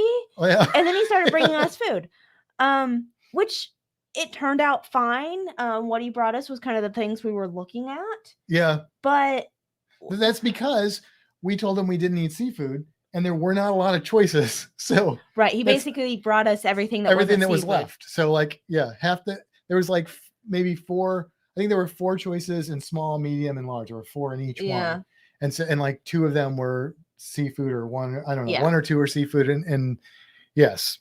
So it was an interesting experience. Yeah. And it was good-ish. So we had guacamole, and it was like with chips, but they weren't normal tortilla chips, and they were either, I don't know if they were supposed to be this way, or they tasted like stale. Yeah, chips. they weren't good. But they brought out this corn thing that we would not have ordered. No. And it was really good. It was delicious. So that was nice, because I would not have ordered a corn thing, and it ended up being my favorite thing of the meal. So and then we both got steaks. I mean, it would have been nice if we got different things, but there was nothing else on the menu that looked good. Right. So you had the potato and chorizo thing. It was called chorizo something. Chorizo, yeah, like chorizo potato. Yeah, but it was really just potatoes. It was just potatoes with like 2 crumbles of chorizo at the bottom. It tasted like fried potatoes, but it was called chorizo something, which is what's weird, because there like wasn't any. Yeah, but it wasn't bad. It just wasn't. The steak was good. I liked the steak. Steak was good. The steak and we've heard people say this, and we would concur, the steak at the Pink Agave was better than the steaks that we had at the steakhouse. Yeah. Which is the next place that we will tell you about, which is called the Wake, and it's the steakhouse. And now we are big fans of the steakhouses. I'm gonna pause you real quick. So the people that are watching, yes, this is a picture of Gun Bay. Yeah. We will be talking about Gun Bay. We're just talking about the specialty restaurants in general, because we don't have a picture of each one of them. So this is our cue to talk about that. We failed at that part. So yes, we will get to Gun Bay. Those things that we just talked about were not Gun Bay. No, they were not. So the Wake. So normally we go to the steakhouse on like Carnival or Royal Caribbean, and it's like, oh, which appetizer do we choose? None of them looked good at the Wake, so that wasn't exciting. We both got hanger steaks. Now, we didn't know what hanger steaks were. We had to like Google them there, which is nice because we got free internet, so that are included internet, not free. And we tried the hanger steaks. They were not good. Yours was really dry. It was dry. Mine was like, it wasn't, it was edible, but it wasn't like something I would say was a good steak. Maybe that's the style steak we got. It sounded really interesting, but it wasn't. I think the very ladies good. Next to us had the hanger steak, which is why I kind of looked at it. Yeah. I could hear them. It looked good. So the seating there, like they were sitting there before we got there. I felt like they were like part of our group. Like they were very, very close to us. There's a lot the seating, but there were other open seats. Like I don't really Yeah. understand why they put us right next to those ladies when we could have sat Yeah. like 2 seats over. that was a theme too. Yes. Where it was like there's a bunch of open seats and they put you like where your like elbows are bumping the person that's not at your table, and that was a little uncomfortable. But and then I had the baked Alaska, which was not a baked Alaska. It was just basically ice cream on top of some very small thing, but it was what's the nut? Pistachio ice cream, which I like pistachio ice cream. So it was good, but it wasn't a baked Alaska. That's what it said it was. So, but it was good. So that was the highlight of my dinner there. Then we went to the test kitchen. Yes. Which we sat at like a bar, which is not where I want to eat dinner. I mean, some people may like that. Also, like, again, there were seats to our left, like four seats along the sides, but they put us right next to this, and I was sitting right next to this guy who had a really terrible attitude and was like right in my face, just complaining about the entire meal. Which, I mean, it was weird because our guy that was waiting on us, he would like have to come up and like from behind us and like tell us different things. Because in front of this bar is like where they prep some of the stuff, but they've got like a glass window up in front of it, so they can't serve you from the front of you. They have to serve you from behind you, but the seats are already super close, so they're like pushing between you every time you're like, and it's extremely awkward. It was bizarre. The idea of test kitchen is very interesting and different. They give you 6 courses. I know they have like a vegetarian option, and then they have like the regular option. We did let them know that we didn't do seafood, so 2 of our things came from the vegetarian option, which was really cool that we were able to kind of mix and match with that. And we liked about half of the things. Yeah, nothing was awesome, but there was about steak half was really of them. good. I liked You the did steak. like the steak a lot. I thought the steak was good. I wasn't like, I'd much rather have a carnival steak. I also liked the mushroom thing. The mushroom thing was good. Like there was good food and it was unique and it was an interesting experience. We did the cocktail. Yes, we did the cocktail pairing. So for each little thing dish that they brought out a drink that went with it. And they were regular sized drinks ish. They weren't like full cups, but they were appropriate. The value was there. For $35 for 6 drinks the size they were. I felt like it was a fair deal. I would say they were bigger than a shot. And again, the cocktails is going to be personal preference. I think I liked a couple of them. I liked 3 of them. There was 1 or 2, one specifically I couldn't drink. And then the other ones were drinkable, but not something I would order. But it was cool. It was different. It was fun. It was something. If we would have been at a regular table, I think I would have enjoyed it a lot more. I feel like it's probably one of the only dining places on the ship that I would consider being one that could be paid for. I don't know if the other ones were really worth extra money. But because of the experience of what this was, I could see it as being a paid option on a different line. Yeah, I would say that the other restaurants, the food was as good or not as good as what I normally get in an MDR. That would be my opinion of it. But and then the best restaurant we went to, Razzle Dazzle, which was the one that you were least excited about. I was not. It's mostly vegetarian. I was not interested in Razzle Dazzle at all, but we went to it because we had a night to go to it. And again, the seating was like super cool, which I know it's been like that on sometimes the MDR. They'll put you like like that a little bit. This was even more extreme. Though, Yeah, I feel like like I was scooting between the tables to sit down, and my butt like hit the lady's laptop that was next to me because it didn't have an option. Now I know that I don't have a teeny tiny butt, but there should be space for my butt to fit between the tables so that I can sit down. Oh, like in the galley, we didn't mention this. There's like these picnic table style seats in the galley that like I could barely squeeze into, like barely squeeze into. But yeah, I mean, and if you want to put us at a group table, that's one thing. But either put us at a group table or seat us far enough apart that we're not like. And in again, people's there were way. plenty of other open seats, Yes. not right next to somebody else. Mm-hmm. So that was a weird theme. Yeah. But we went to Razzle Dazzle for breakfast, which was one of the breakfast options. The Wake also had a breakfast option, and then of course the Galley. Their breakfast was the best breakfast that I had on the ship. It was good. It was a decent breakfast. Yeah. And it surprised me because it had a vegetarian sausage, which one I don't really like sausage. Yeah, it was good. Also, if it's not meat, I feel like you can't call it sausage, but that's a personal thing. It was the impossible sausage. I know, but it's like calling something, a meatless chicken tender. Like, it's not a chicken tender if it's meatless. You just can't. Okay. It's what they're trying to. I know. I get it. I understand it. It's just funny. Anyway, it was very good. It was very good. Eventually, I got the vegetarian sausage in the Galley, and it was terrible. It was not the same thing. It was horrible, but that one was like, it was as good as a regular sausage. Yeah, it was good.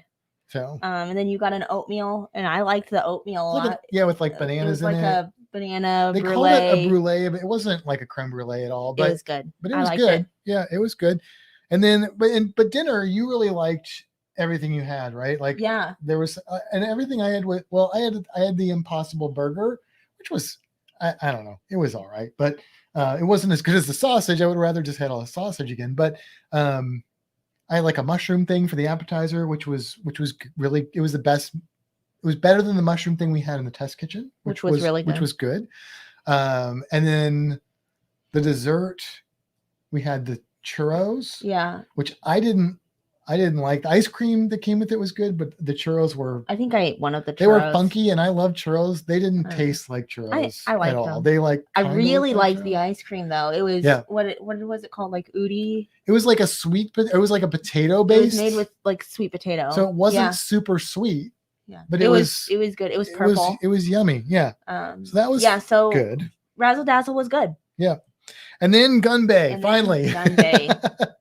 Gun Bay was a place we went on the last night, and it's like you sit with people intentionally, and then they cook the food in the middle. Again, it was kind of like you didn't really get to order your own thing. I mean, you could, but it was weird and awkward. She kind of recommended some stuff and was like, "What do you want? Do you want me to just choose?" And everybody just kind of looked at each other, and she said, "Okay," and then came back with food. You feel like you have to get what everybody else is getting, so like it's weird. So it's kind of like going to, I guess, like a fondue place with strangers that you haven't discussed what you're going to get. Right. It was kind of weird.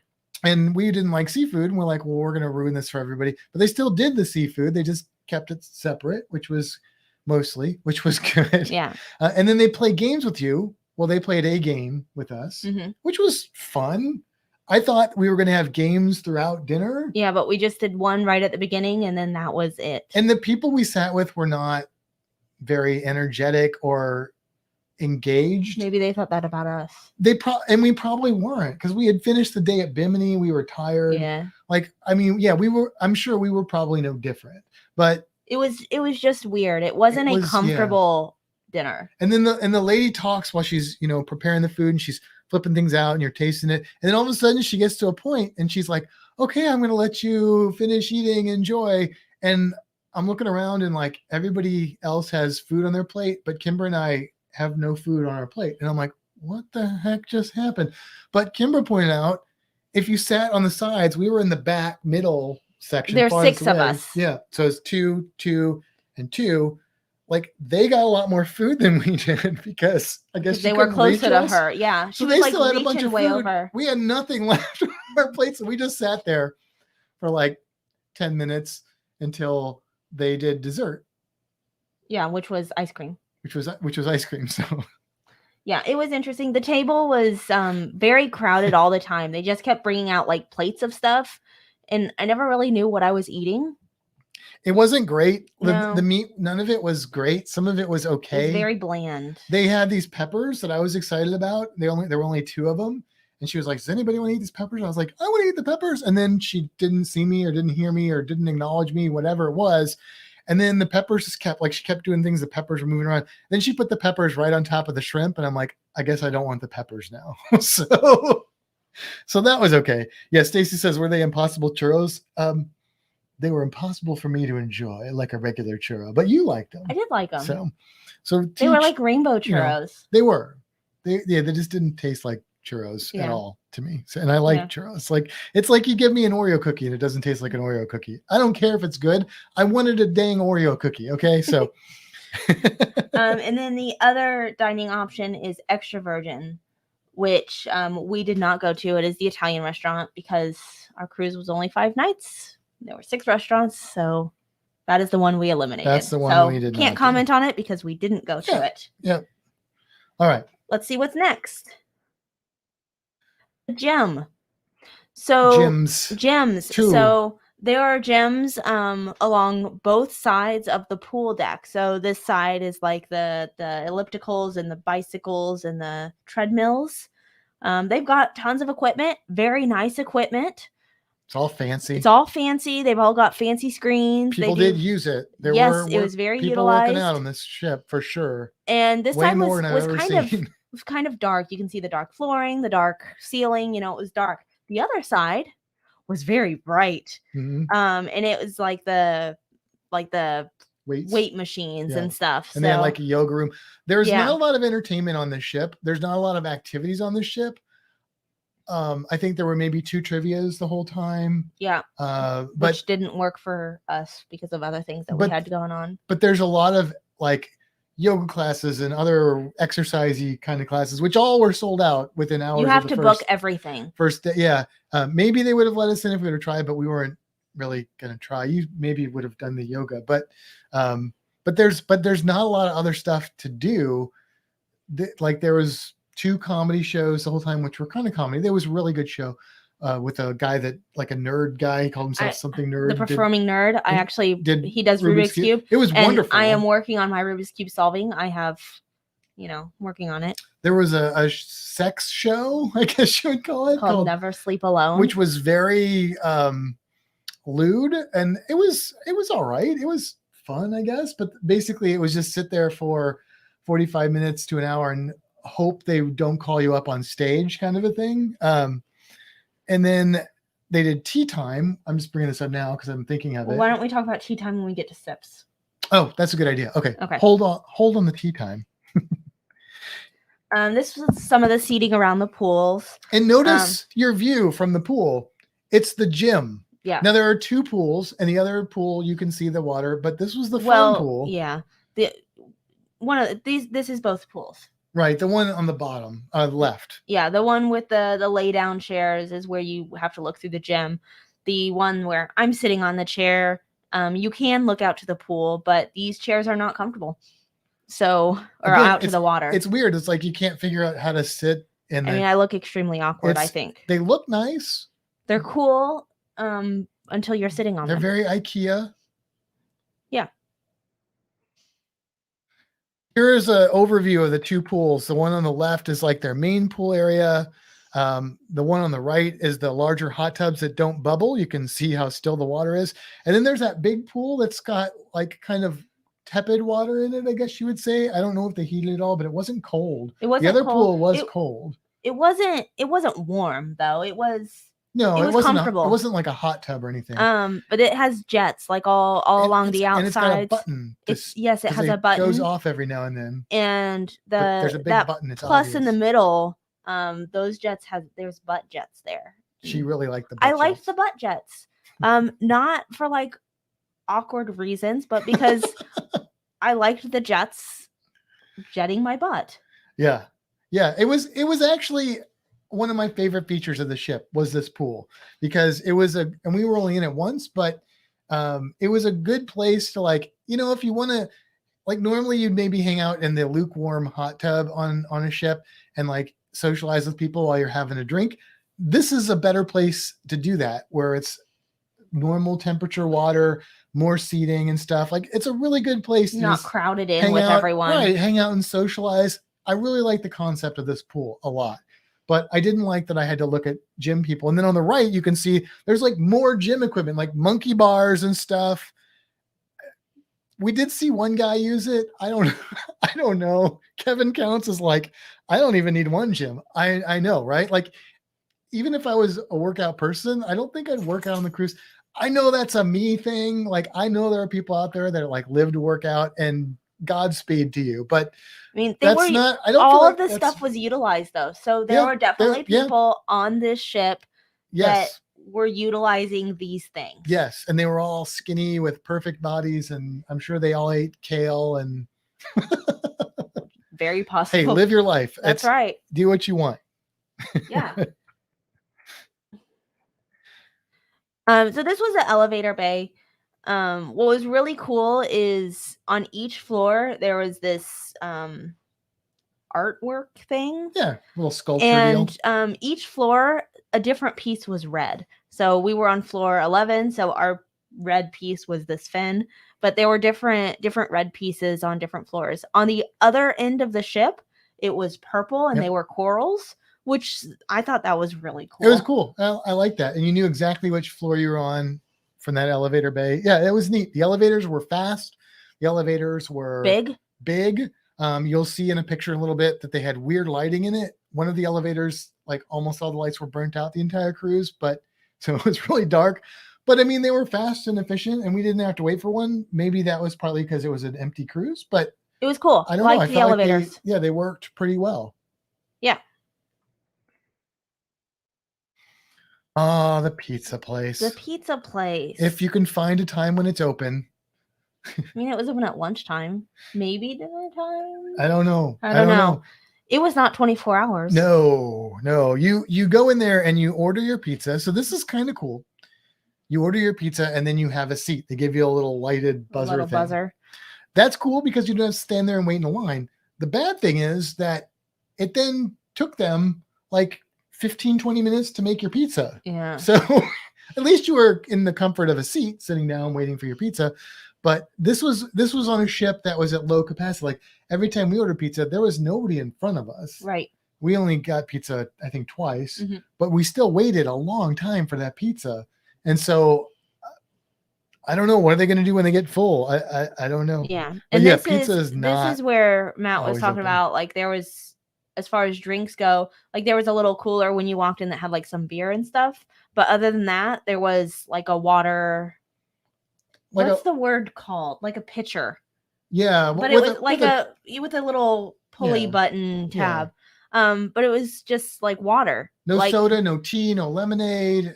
Yeah. Nothing. So Matt actually, this is on deck 7. Matt had to go up to 15 to get us sodas and bring back down. So that was stupid. But, and I don't know why they did that. They could have put a machine there. Yeah. Or at least give me tea or something.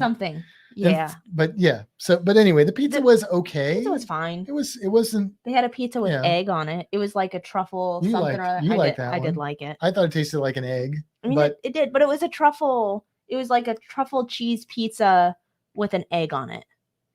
Yeah. I don't know. Dispenser. Thank you, Meg. It was a water dispenser.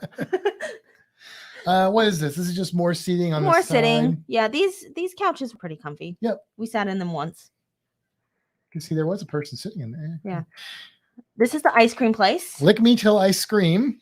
They had the ice cream repeated, so whatever you see in there is half of that. But there's a decent amount of flavors.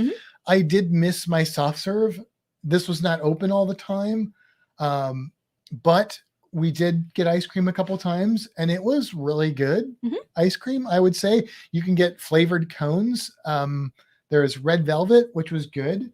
There was, I guess, a normal one. It was vanilla. I didn't try that one, but it's probably good. And then there was like Blue corn. salted corn, Calls it salted corn. which It was blue. kind of gross. But that's, again, you might, if you like popcorn I mean, and ice I cream, saw you might like I saw it. a lady that got that one. Like she chose it. Like she was excited about it. I mean, I'm sure like people like popcorn flavored Jelly Bellies too, and I think they're disgusting. Well, So yeah. different strokes for different folks, or whatever. But here's an experience where we did not get good customer service. Right. So I wanted to try an ice cream flavor, and I'm like, and this is included, so you're not paying for this. And I said, is there a way I can try it? Yeah, there was nobody else around. Okay, this just one guy behind the counter. Yeah, he gives me a little thing. I tell him what flavor, scoops it out. You'd have thought that I was like messing up this guy's whole day. Like, I'm just like, dude, what's the problem? Like, I don't know. It was weird. Like and we ran into that kind of attitude A few times on the ship. And it was just like, I've never seen this on a cruise ship. Other people were over the top I was gonna say, wonderful. later we went back and got ice cream, and the lady there was She was phenomenal. very nice. It was wonderful. Yes. Because I really just wanted a cone. And she's like, are you sure you don't want ice cream? And I was like, maybe just like half a scoop. And she like did a little half a scoop. She's like, are you sure? And I was like, that's exactly what I want. So that was But cool. she was very nice. Yeah. All right. All right. And then we have this is just kind of, it's called the Roundabout. It's on deck 7. It's just kind of the atrium area. Atrium-ish area. There's a little bar back over there. It's like the shot. Like they do shots and stuff. The record collection, you can't actually look at them because they're all behind like locked plexiglass, but you can see like a stack, like they had a stack of records that said like punk and new wave or something, and they had the Clash. I don't know what else they had because you couldn't see them, but they had this model ship thing. The model ship was really cool, and it was extremely detailed and accurate. Like we were able to pick out where our cabin was and be like, it was that's neat. where we're staying. It was neat. So that was really cool. This is the staircase that goes from 7 to 6. So it was a really big, cool spiral staircase. And on the Scarlet Night, they have like inflatable octopus arms that come up it and stuff, which is kind of cool. We didn't take a picture because we ate dinner and went to bed. This on the left is where you can book future cruises. We saw a person there maybe once, I think. Maybe I saw a person there once. Okay. Then the table on the right, it's a big long table. That is the excursion quote unquote desk. Shore things, or sometimes sailor services, sometimes nothing. Yeah. So just randomly there's someone there, but you never know who's going to be there and when, and neither do the crew. Right. I was having problems. I couldn't clear my ear. So we had a dive scheduled. You have to be able to clear your ears if you're going scuba diving. So the day before, I was like, look, I don't know if I'm going to be able to dive. Let's go talk to the excursion people and see what our options are. Like, can I wait until tomorrow morning to see or what? So we go to the excursion desk. This was about 10 in the morning, 12. It was in the afternoon, right? It was noonish. Around noon. And so there's a person there, and I told him, the situation. Was that the girl that was there at the first time? Anna. Yeah. It was no. Okay. And she said, come back at 2 and there'll be an excursion person here. Mm-hmm. So, okay. 2 hours later, we go back. There's another person there, and she's not the excursion person. She's like, yeah, I don't know. You could try around 5 or 6. She like, okay. She also told you to wear earplugs. Yeah. So I told her, I said, we may have to cancel the scuba dive because I can't clear my ears.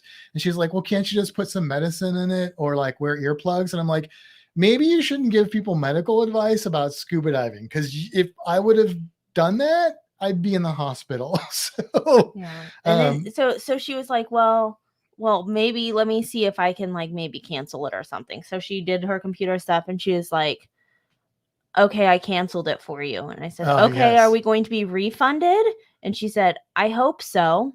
Yeah, that's what she said. This is the customer service. So, and I was like, I also hope so. So we walked away, and I looked at Matt and I said, we need to go down to the sailor services area, because I'm like, I don't know what's happening. We've canceled our dive, and I don't know if we're getting our money back. I didn't even want to cancel the dive at that point, but I understood if I needed to. Like I was okay with accepting that.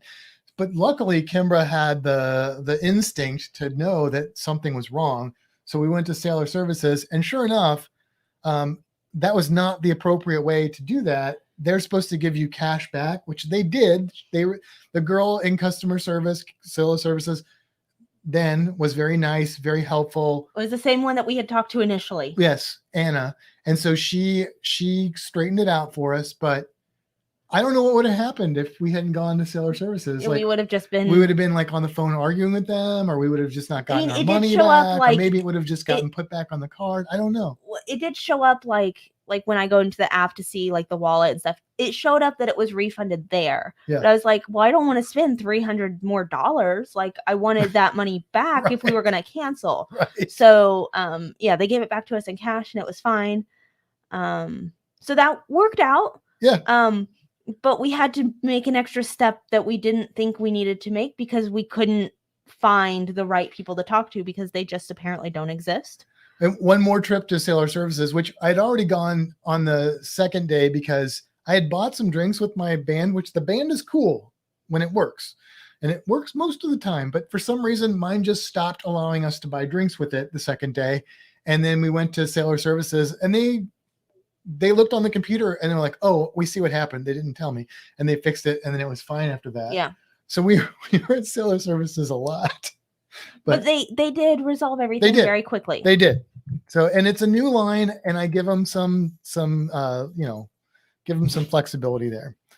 This was sips. This right? is sips. Yep. So they do tea time, from 1 to 4. Well, so normally this is a wine bar. Yes, but they also do tea time, and this is where they do it.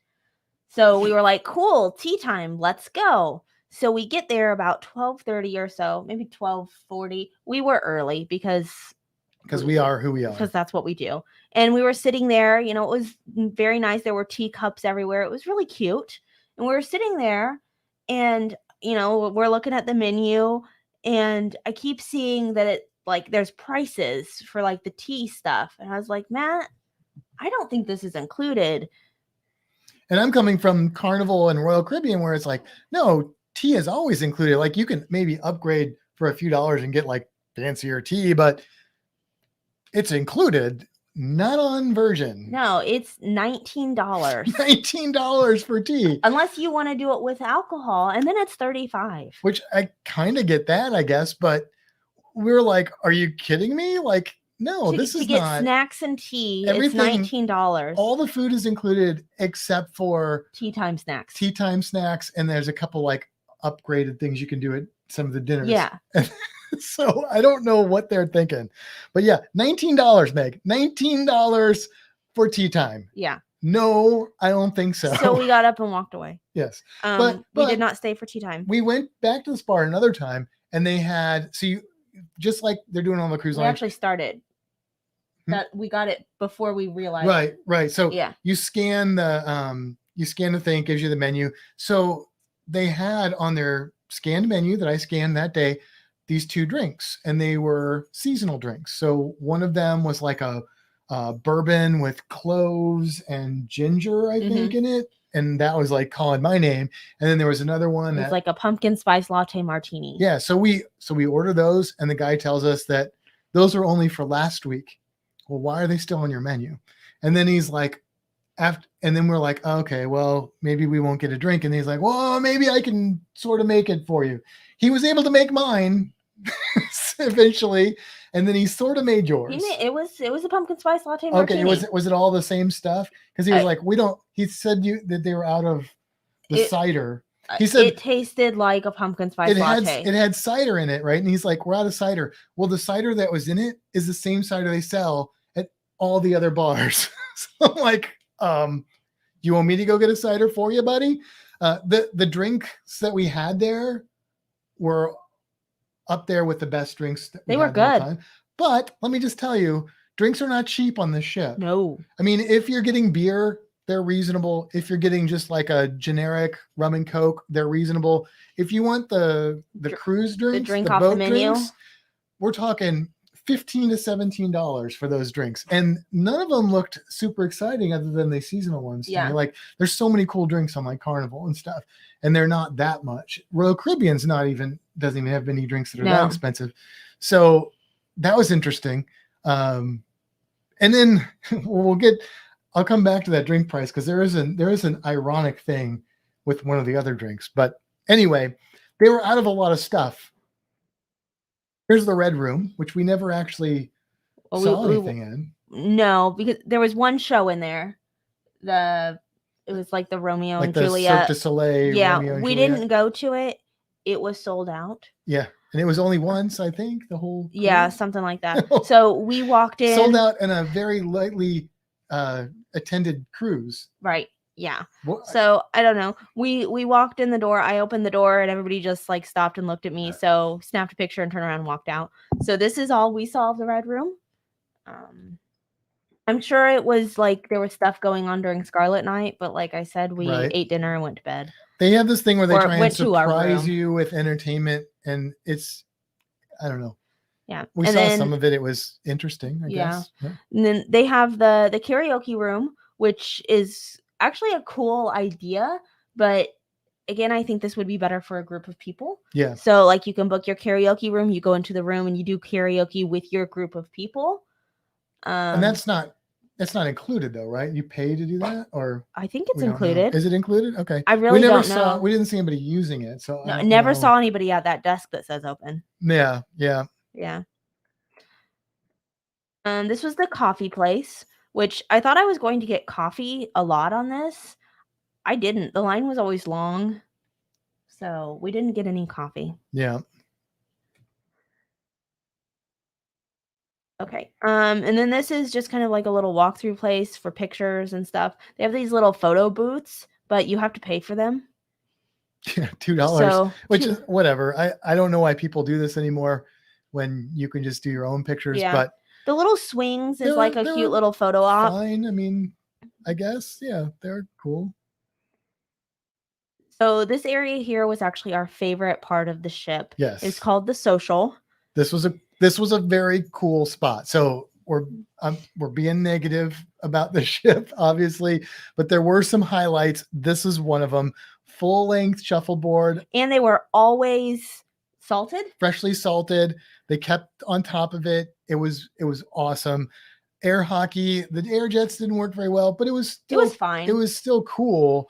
That cabinet on the bottom right had a bunch of board games in it. That sometimes there was a guy that would have that open with all the board games, and you'd see people taking the board games out and playing them on the table. A story goes with that. And then there was some really cool artwork on the walls, which is what that creature is on the upper left-hand side. But the board game thing, so we utilized that a few times.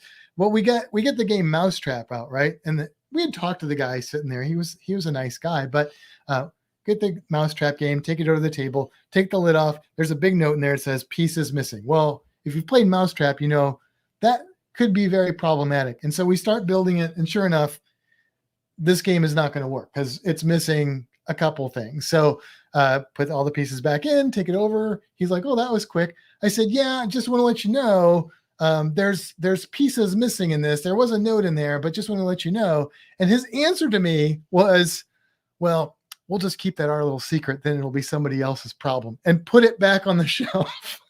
And I'm like, really? Okay. All you're doing is playing Switch and sitting here letting people take board games. Like that's literally what this guy was doing. You can't be bothered to just take a game off the shelf and let somebody, I don't know. I was not impressed. Let me just say that. I liked the guy. Other than that, he was a nice guy. Yeah, he was fun. very nice. He was very social, and I don't know. But then I was just like, dude, come on. Anyway, moving on. This is in between the air hockey and the shuffleboard. And this was the soda bar. Still don't think it's a soda bar. Whatever. Okay. Well, it's got this fancy soda fountains, which don't work. When they make your floats, they use cans of soda because the carbonation system doesn't work. I asked the guy why he's not using those and why, and he's like, "Yeah, we're waiting for a technician." I'm like, how long has the ship been sailing? But anyway, and then they have like 3 different candies you can get: gummy bears, taffy, saltwater taffy, and licorice that they'll just give you bags of. We got a few bags of gummy bears, which was cool. But let me tell you, they also had hot dogs and pretzels. Pretzels with chili cheese. Yes, green chili cheese. Yes. Probably the best thing I ate on the It's ship. delicious. The hot dogs, we only got them once because they didn't open till 2. Yeah, they were open like 2 to 4 or something like And then that. something to 10, I think. Like but 7 to 10. They weren't open very much. No, but the hot dogs were good. But you could get these alcohol floats, and so the one in the middle there is the one of them you got, which I don't remember what was in it. Like it was Red Bull and berry something. You got 2 different ones. I did. I liked the other one better, but they were very pretty. And the one I got, which is kind of blocked by our picture here, but it was a whiskey dream or something. Yeah. It was this Bury Me at Sea is what this is called. Okay. Yeah, whiskey dream was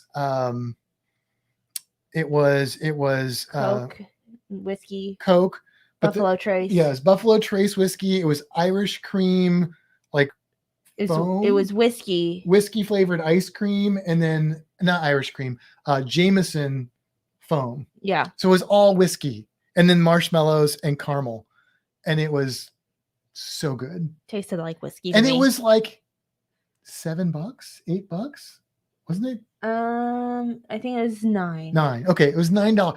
This was $9. Other drinks, much less impressive and very small, by the way, $13 to $17. Most of them were $13 to $15. There were a few $17. The guy that made these drinks was like the awesome. Best guy on this ship. So he was wonderful. super nice. He was wonderful. He was like so precise on making these drinks. It was like watching an artist. It was amazing. Yeah. Yes. So this area overall was great. And go ahead to the next there. They also have this old school arcade, all the games included. So you can see, Pac-Man, Galaga, Dig Dug. They have the little racing games. They had Donkey Kong, Mario. Yeah. Tapper. Root Beer Tapper. I think it was great. Mortal Kombat. They were playing like 80s music in here. It was awesome. I loved this. Like the carpet was really cool. Yeah, I've always been like, why are there arcades on cruise ships? Nobody uses them. This is how you get people to use arcades. You put good old school arcade games and you make them included, and you get people like us in there playing them. Yes. It was a lot of fun. So kudos to them for that. Very good. And then this bar, which was also right in this area, an interesting bar. The drink selection sucked, but it was a cool looking bar with it's called the loose cannon. Yeah. And the guys that made the cannon were on the cruise because they were talking about heard them talking about it. The octopus and the deep sea diver stuff. The decor was neat. They have a jukebox in here if you want to go to the next one that had like a huge selection of music. Even my band NoFX, not that I'm in NoFX, but my favorite band. Now I played the songs. I couldn't hear them, but we were there when the bar wasn't open, so I'm assuming that's why. But like they had the Descendants, so if I don't know, they had a lot of music. If they have my punk rock music on there, then they probably have whatever you listen to on there too. So this is a shop that's between like the social area and the boathouse, which is the next area. This shop was opened once that we saw for like an hour. There was a really cute bag in there that had like octopus all over it, which was a really cool bag, and I was like, I really want that bag. So we often walked by this place to see if it was open so that I could get this bag. We finally found it open, and I don't know how much that bag was, but a smaller same branded bag was $135. So I did not get the octopus bag. And then later we saw a sea turtle bag in there as well, the same thing, which never saw it open again, so it didn't matter. Right. Are the next ones the other shops? No, we're not there yet. Okay, that's on the next floor. All right. This is the big picture is, I guess, like a juice place. We never saw it open. We never saw anybody there. Maybe a morning thing. Maybe. I feel like we walked through there in the morning though, and I have no idea. So who knows? The other 2 pictures was an area called the boathouse. They had actually Mediterranean food. We never ate there, but Sounded interesting. it sounded interesting. They had a live little band there often. It was a cool looking place. We never spent time there. But we heard people talk about it in a positive way. Yes. So it sounds Apparently like they have a really good sangria. if you like live music, it sounded like it was the place to be for like some, like acoustic kind of stuff. Mhm. Yeah. And then outside of that, they have the deck. So there's the deck house, and then the deck house, something like deck. that. Yeah, something like that. But it's just an outdoor area, seating and stuff. Yeah, and a live tree. Yeah, kind of cool. Here's the elevator in the back of the ship, right? The blue. So you can see it's kind of weird. They had like wavy water lights. It was interesting. I mean, I don't really have the first time you walk in, you're like, "Whoa, this is cool," and then after that, you're like, "Whatever." It's an elevator. Like the back is blue, the middle is red, and then the front is purple. Yeah. So it's kind of cool that it changes colors. Yeah. It was nice that there's a lot of mirrors, so like you said, it felt big. Made it feel big and open and stuff. So the elevators were good. And here's the rest. All of the shopping is on 6, so they have some clothes shops, some accessory shops, and then of course they had their Virgin Voyages shop. They do not have a keychain for the ship. So the only keychain that they had that had anything to do with the fact that it was Virgin Voyages or whatever is a Razzle Dazzle keychain. I did not get it. She collects keychains. I get a keychain with every ship I'm on. And the problem with not only not being able to get the keychain is they don't do a ship card. So I don't have a ship card that has it either. I just have the bracelet. And the bracelet doesn't have the ship name on it. It just has my name on it. And it says Virgin Voyages. I also don't have a keychain with the ship. So nobody will ever know that I've been on this ship. Well, they'll know from this video. the stores, though, like other than this little bitty store with their merchandise in it, they were very high end. I know there's some high end stores on all cruise ships, but that's all there was. I felt like I was in like the swanky mall that I never go to because I can't afford anything and don't really want any of it anyway. That's what it felt like. Like we didn't even go in the stores because we could just tell. Well, there was one store we went into. They had some really cute shorts. Oh, yes. Really cute shorts. And then when we also went in and found those shorts, there was a really cute skirt. It was like all cute and stuff. I don't remember what was on it. The shorts were $100. And the skirt was $175. And these were not like intricate. I mean, they were just shorts, right? Like they weren't. Yeah, there was nothing. I mean, they were high end. They weren't end, like made of gold or anything.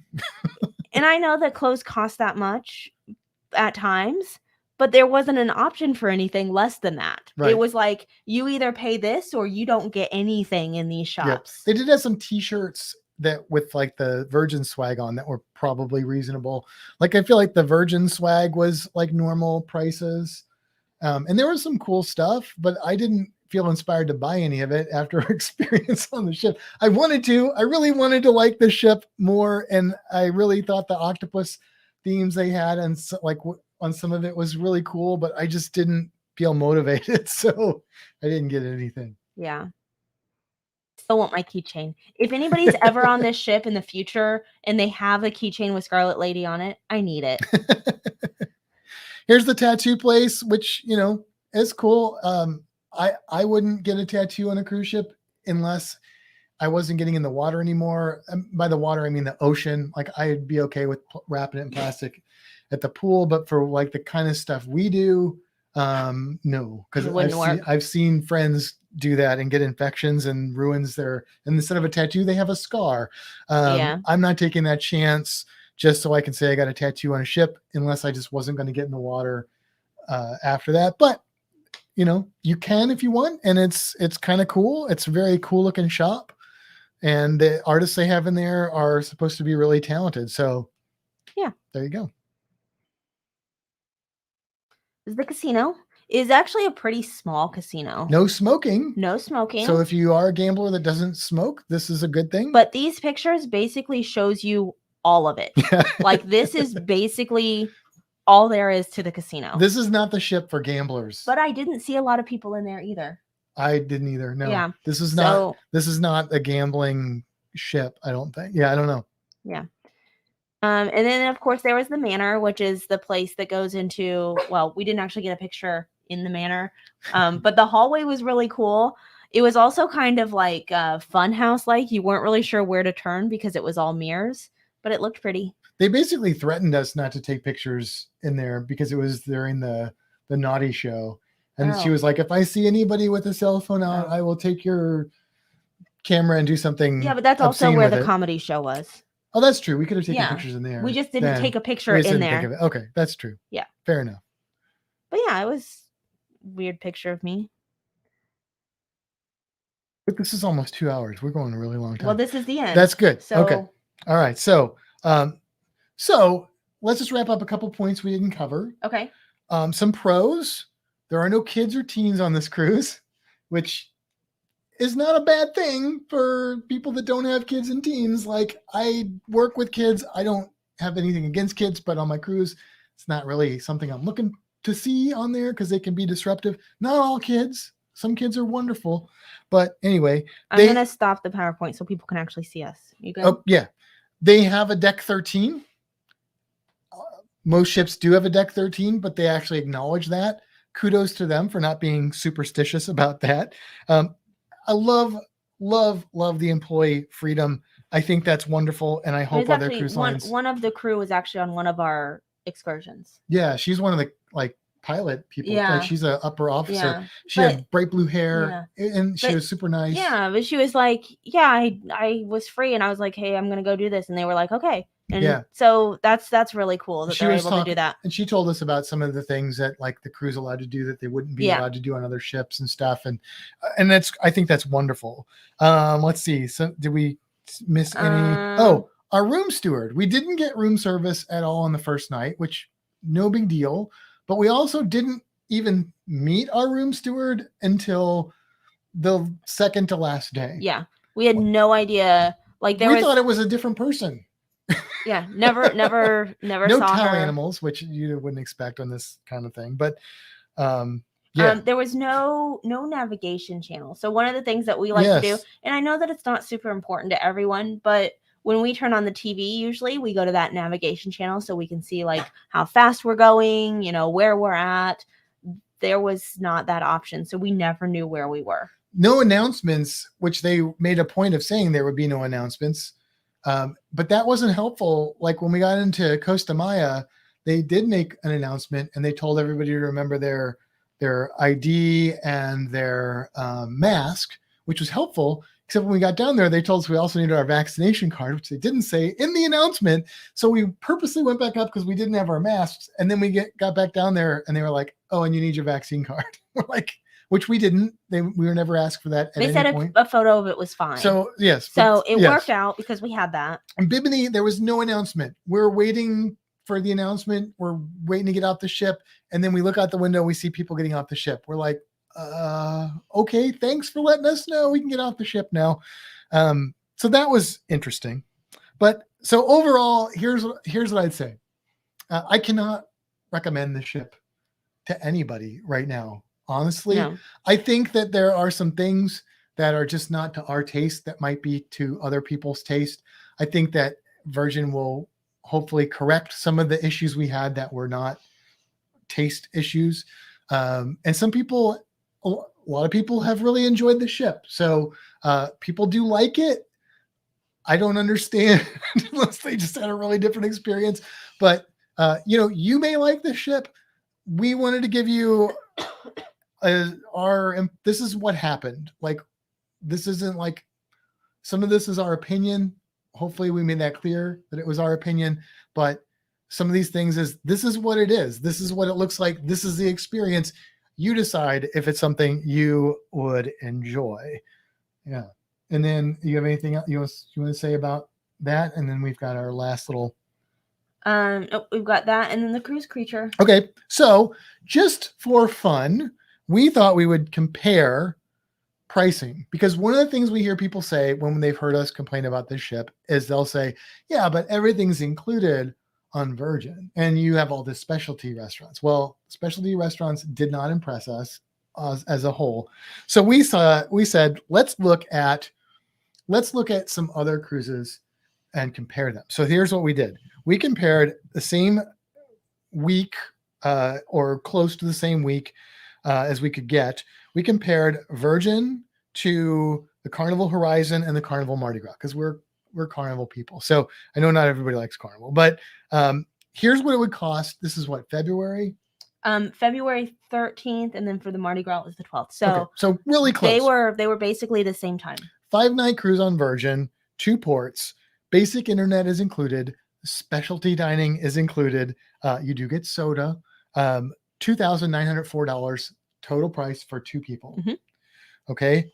If you were to go on the Carnival Horizon that same time, 6-night cruise, 3 port stops. The cruise itself is $1,712 for 2 people, but we said, let's add basic internet, because this was very basic internet, $130. And let's add 1 night in the steakhouse, which is far superior to any of their specialty restaurants. And the MDR we thought was as good or superior to all the other ones. You're still only at $1,918 compared to $2,904, and you're getting an extra night and an extra port. So if you wanted to eat at more specialty restaurants, if you wanted to get the drink package, which would get you your soda, you would still come out way ahead. And we like the Horizon many times better. There's water slides. Many times better than the Virgin Scarlet Lady. And then we said, well, let's compare it to the flagship of Carnival. Let's compare it to the Mardi Gras. So on Mardi Gras, around that time, 7-night, 3 ports, 2,654. Add the internet and the steakhouse, 2,884 for the same price, a few dollars less than Virgin. You get a 7-night cruise instead of a 5-night cruise with an extra port and Better ship. an amazing ship. Big chicken. Right. That's enough right there. If we break it down, the daily cost for 2 people, the Virgin is $581 for that sailing For 2 people. for 2 people a night. Horizon is $320 per night, and the Mardi Gras is $412 per night. So there you go. We didn't compare like Royal Caribbean or other lines, but I suspect you'd still come out ahead even if you added stuff on there. So yeah, I mean, I hate to discourage people, but that's just our honestly where we're at right now. Other people have different opinions, so everything included don't just listen is to not us, a good enough reason No. for the price. No kids is not a good enough reason for the price. Yeah, that's where we're at. So take it for what it is. Maybe you will go on there and love it, and you'll be like, Kimbra and Matt are so wrong about everything. That's, the world's a beautiful place because we all have different opinions, but there's ours. So there you go. There you go. Let's knock that cruise creature out real quick so we can. I don't want to knock anything out.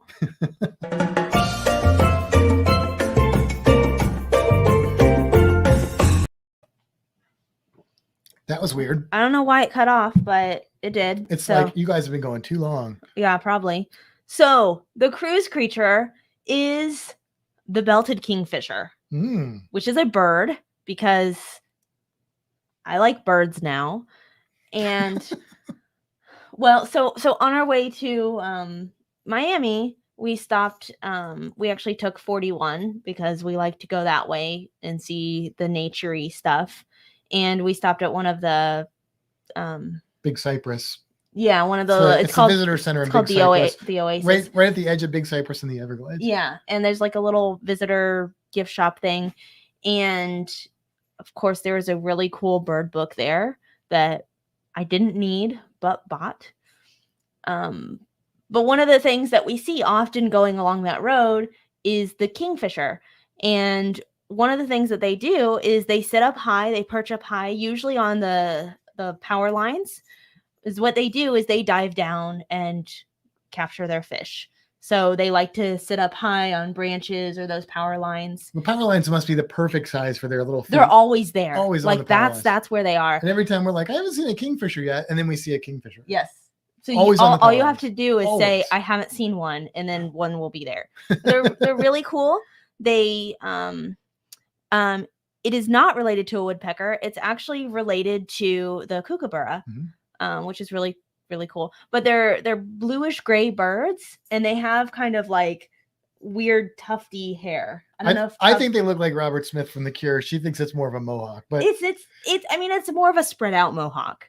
Robert Smith from The I don't Cure. know. Anyway, But they're cool looking. They're really cool. They're like this bluish gray, white belly, black beak. But the females are actually Very prettier than the males, which is different. Yeah. The females actually have like a golden brown kind of along their chest and stuff as well. So, but yeah, so they sit up, they perch high, they dive down and eat fish. They will also eat small mammals, crustaceans, amphibians, reptiles, that sort of thing. One of the coolest things that we found when we were looking these guys up is they nest in the sides of like riverbanks and like sandbanks and stuff. Yep. But they nest horizontally. So they dig their nest in so that if it floods, there's an air pocket up at the top so that they don't get like stuck or whatever. But they don't nest like up in the trees. They don't build nests out of twigs. They burrow tunnels in like this, and then they kind of flatten out. So they put their eggs up here. Yeah, but that probably protects them from predation and stuff. Yeah. So it's not like when I say like riverbanks, it's not like right at the water. They go up a little bit. So there is that safety of, if the water goes high. So that's really cool. Yeah.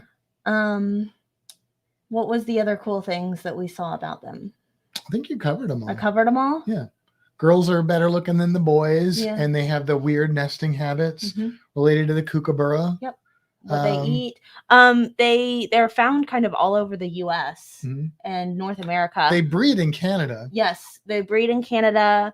They migrate south for the winter, and then they're in like the rest of the US at any given time. And throughout the Caribbean and up into northern South America. Yep. So yeah. So the belted kingfisher, that is my cruise creature. Good job, Kimbra. Thank you. All right, let's go ahead and wrap this up. All right. Well, if you don't have anything else, then on that note, it's time to head for the horizon. Oh, look at that. And until next week, have a fantastic week. And until next time, seize the day. You interrupted me. I'm sorry. Goodbye, everybody.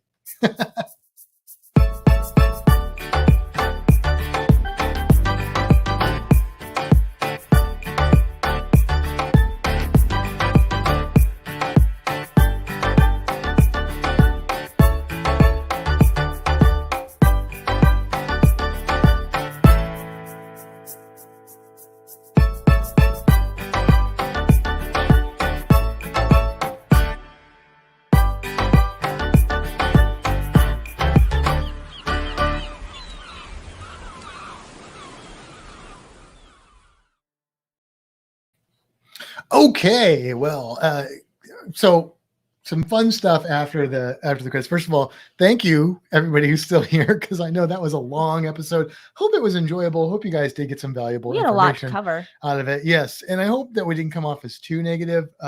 We really did have a good cruise. The port stops were amazing. Wait till you hear what we did and the experiences we had. It's just outstanding. But yeah, so a couple things. First of all, our friend Mallory and probably Andrew are here, and they answered the important question of what happened to our original group cruise date that got canceled and we had to move it back. It got chartered. Who chartered it? Well, Andrew and or Mallory found the answer to that question. Thank you so much. And guess what? It is the Big Nude Boat Cruise. So exactly what we thought it might be. It's a 2-week cruise. Their itinerary, let me go into, Andrew sent us an email. He said, I like on how on the itinerary it says fun nude day at sea. They also get nude port days in Half Moon Cay and Princess Cay. He said, we'll have to ask the crew how it was. So there you go. We made the prediction, and it turns out that it was accurate. We got booted for some naked booty. Yeah. So there you go. Hopefully we're not the next sailing the next week, right? We are. Are we? I think. Yeah. Well, hopefully they'll sterilize everything. Hopefully. I There know might they're not be allowed one to- between us. I think they're not Yeah. allowed to put their bare cheeks and parts on the chairs. Yeah. They have to. That's what happened on our they have to put Brilliance a top- cruise it through. is, There was yes. the nude cruise, Yeah. and then there was one, and then us. Yeah. So Yeah. So there you go. Yeah.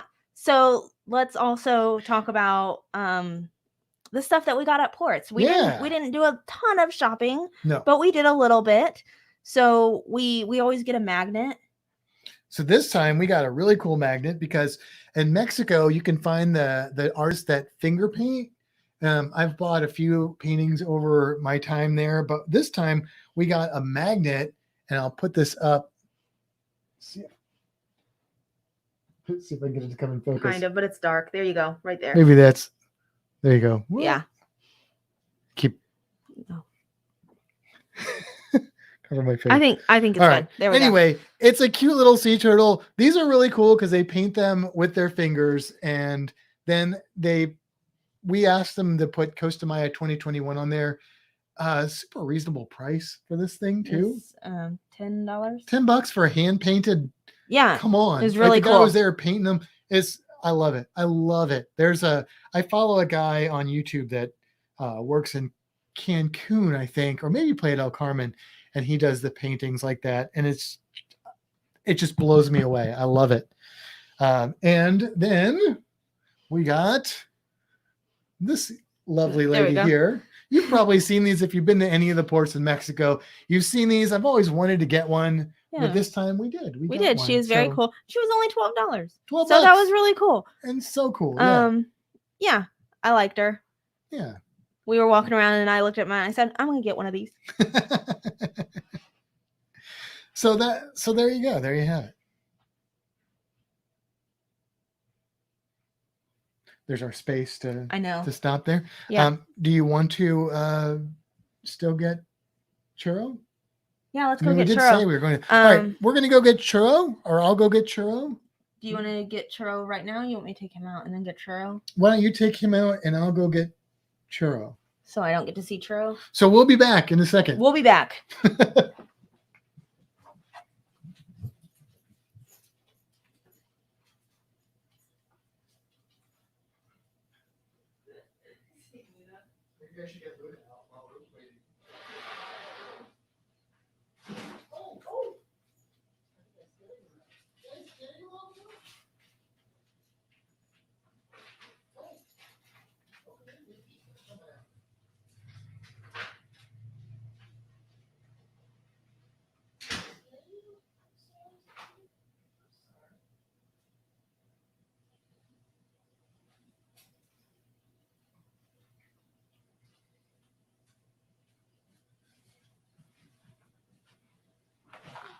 Okay, well, Kimbra didn't want me to get churro out while she's taking Reno out, but I don't think you guys have seen Luna in a while, so she was out and about. So I thought I'd bring her out. She's not our new lizard. Our new lizard is Churro, but look how big she's gotten. You're such a sweetie. I know. Oh, she gave me tongue. That's awkward.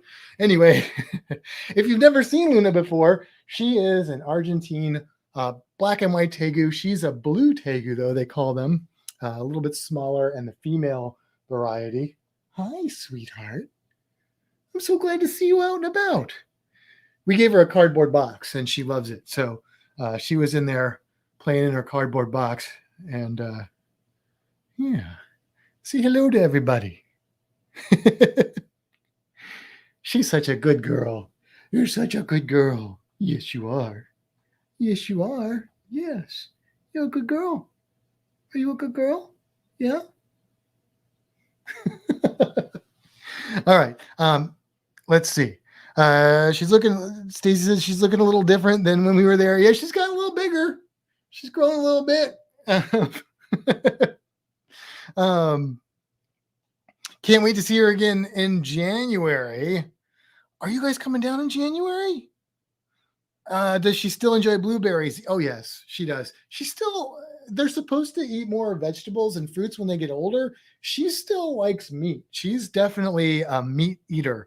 Like, she likes her turkey. She will pass any fruit or vegetable up for her turkey, but she does still eat blueberries. She'll eat a few other fruits and veggies. Some of them we have to sneak in to her other food so that she will eat them. But yeah. She's such a good girl. Yeah, she's getting whiter as she gets older. Oh, right, you're cruising on the Pride. So we're gonna see. Yeah, you'll have to come over and check her out. No. Okay, I'm gonna go put her back, and then when Kimber gets back, I'll bring out the new one.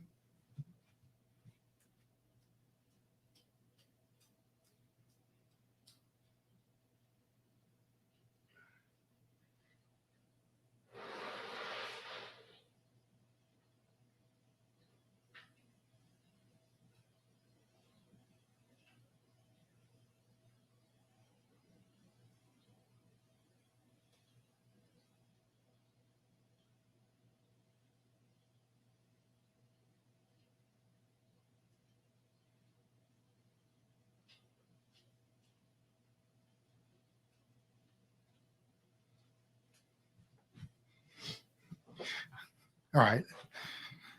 I've got him, but I can't show you until she gets back. He's a cutie patootie. We named him Churro because he is from Mexico. And I don't know if he's also sweet and spiky. That's what I say.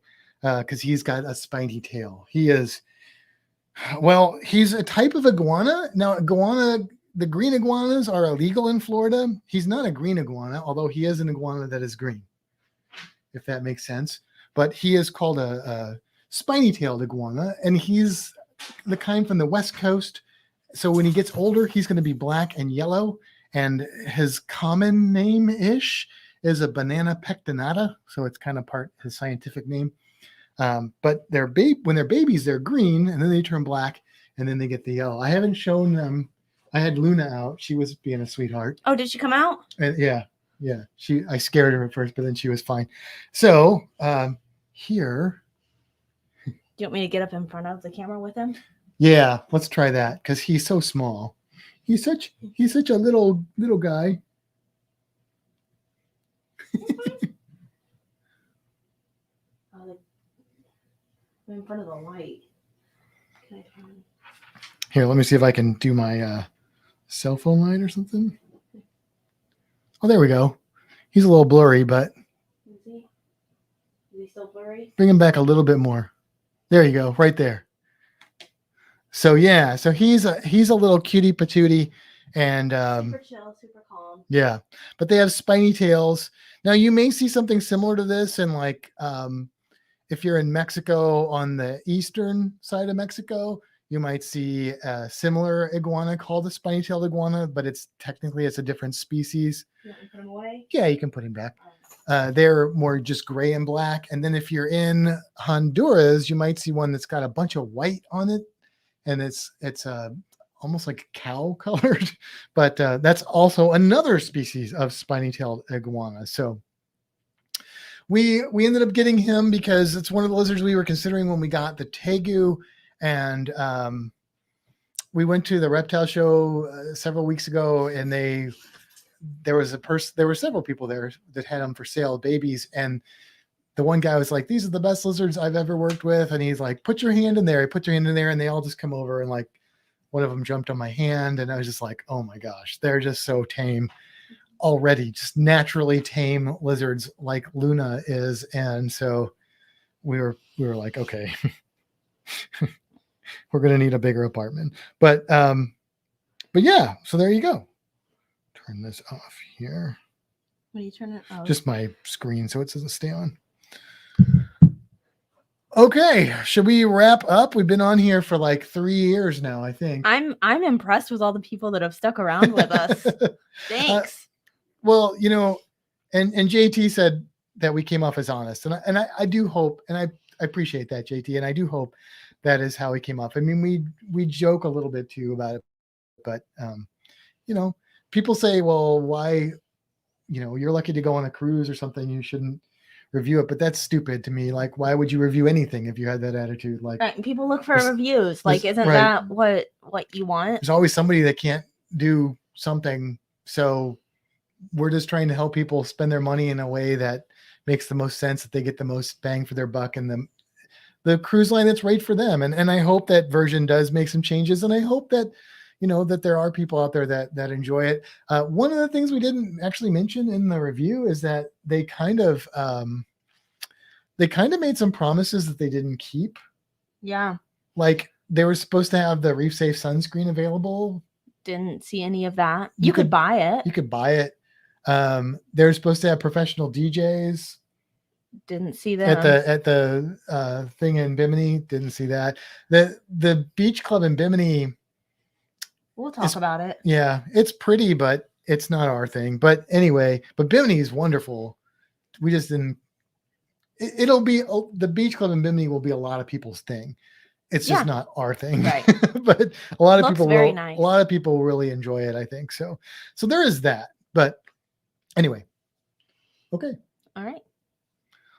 Well, thank you guys again for joining us, and we will catch you next time. Yes. Bye.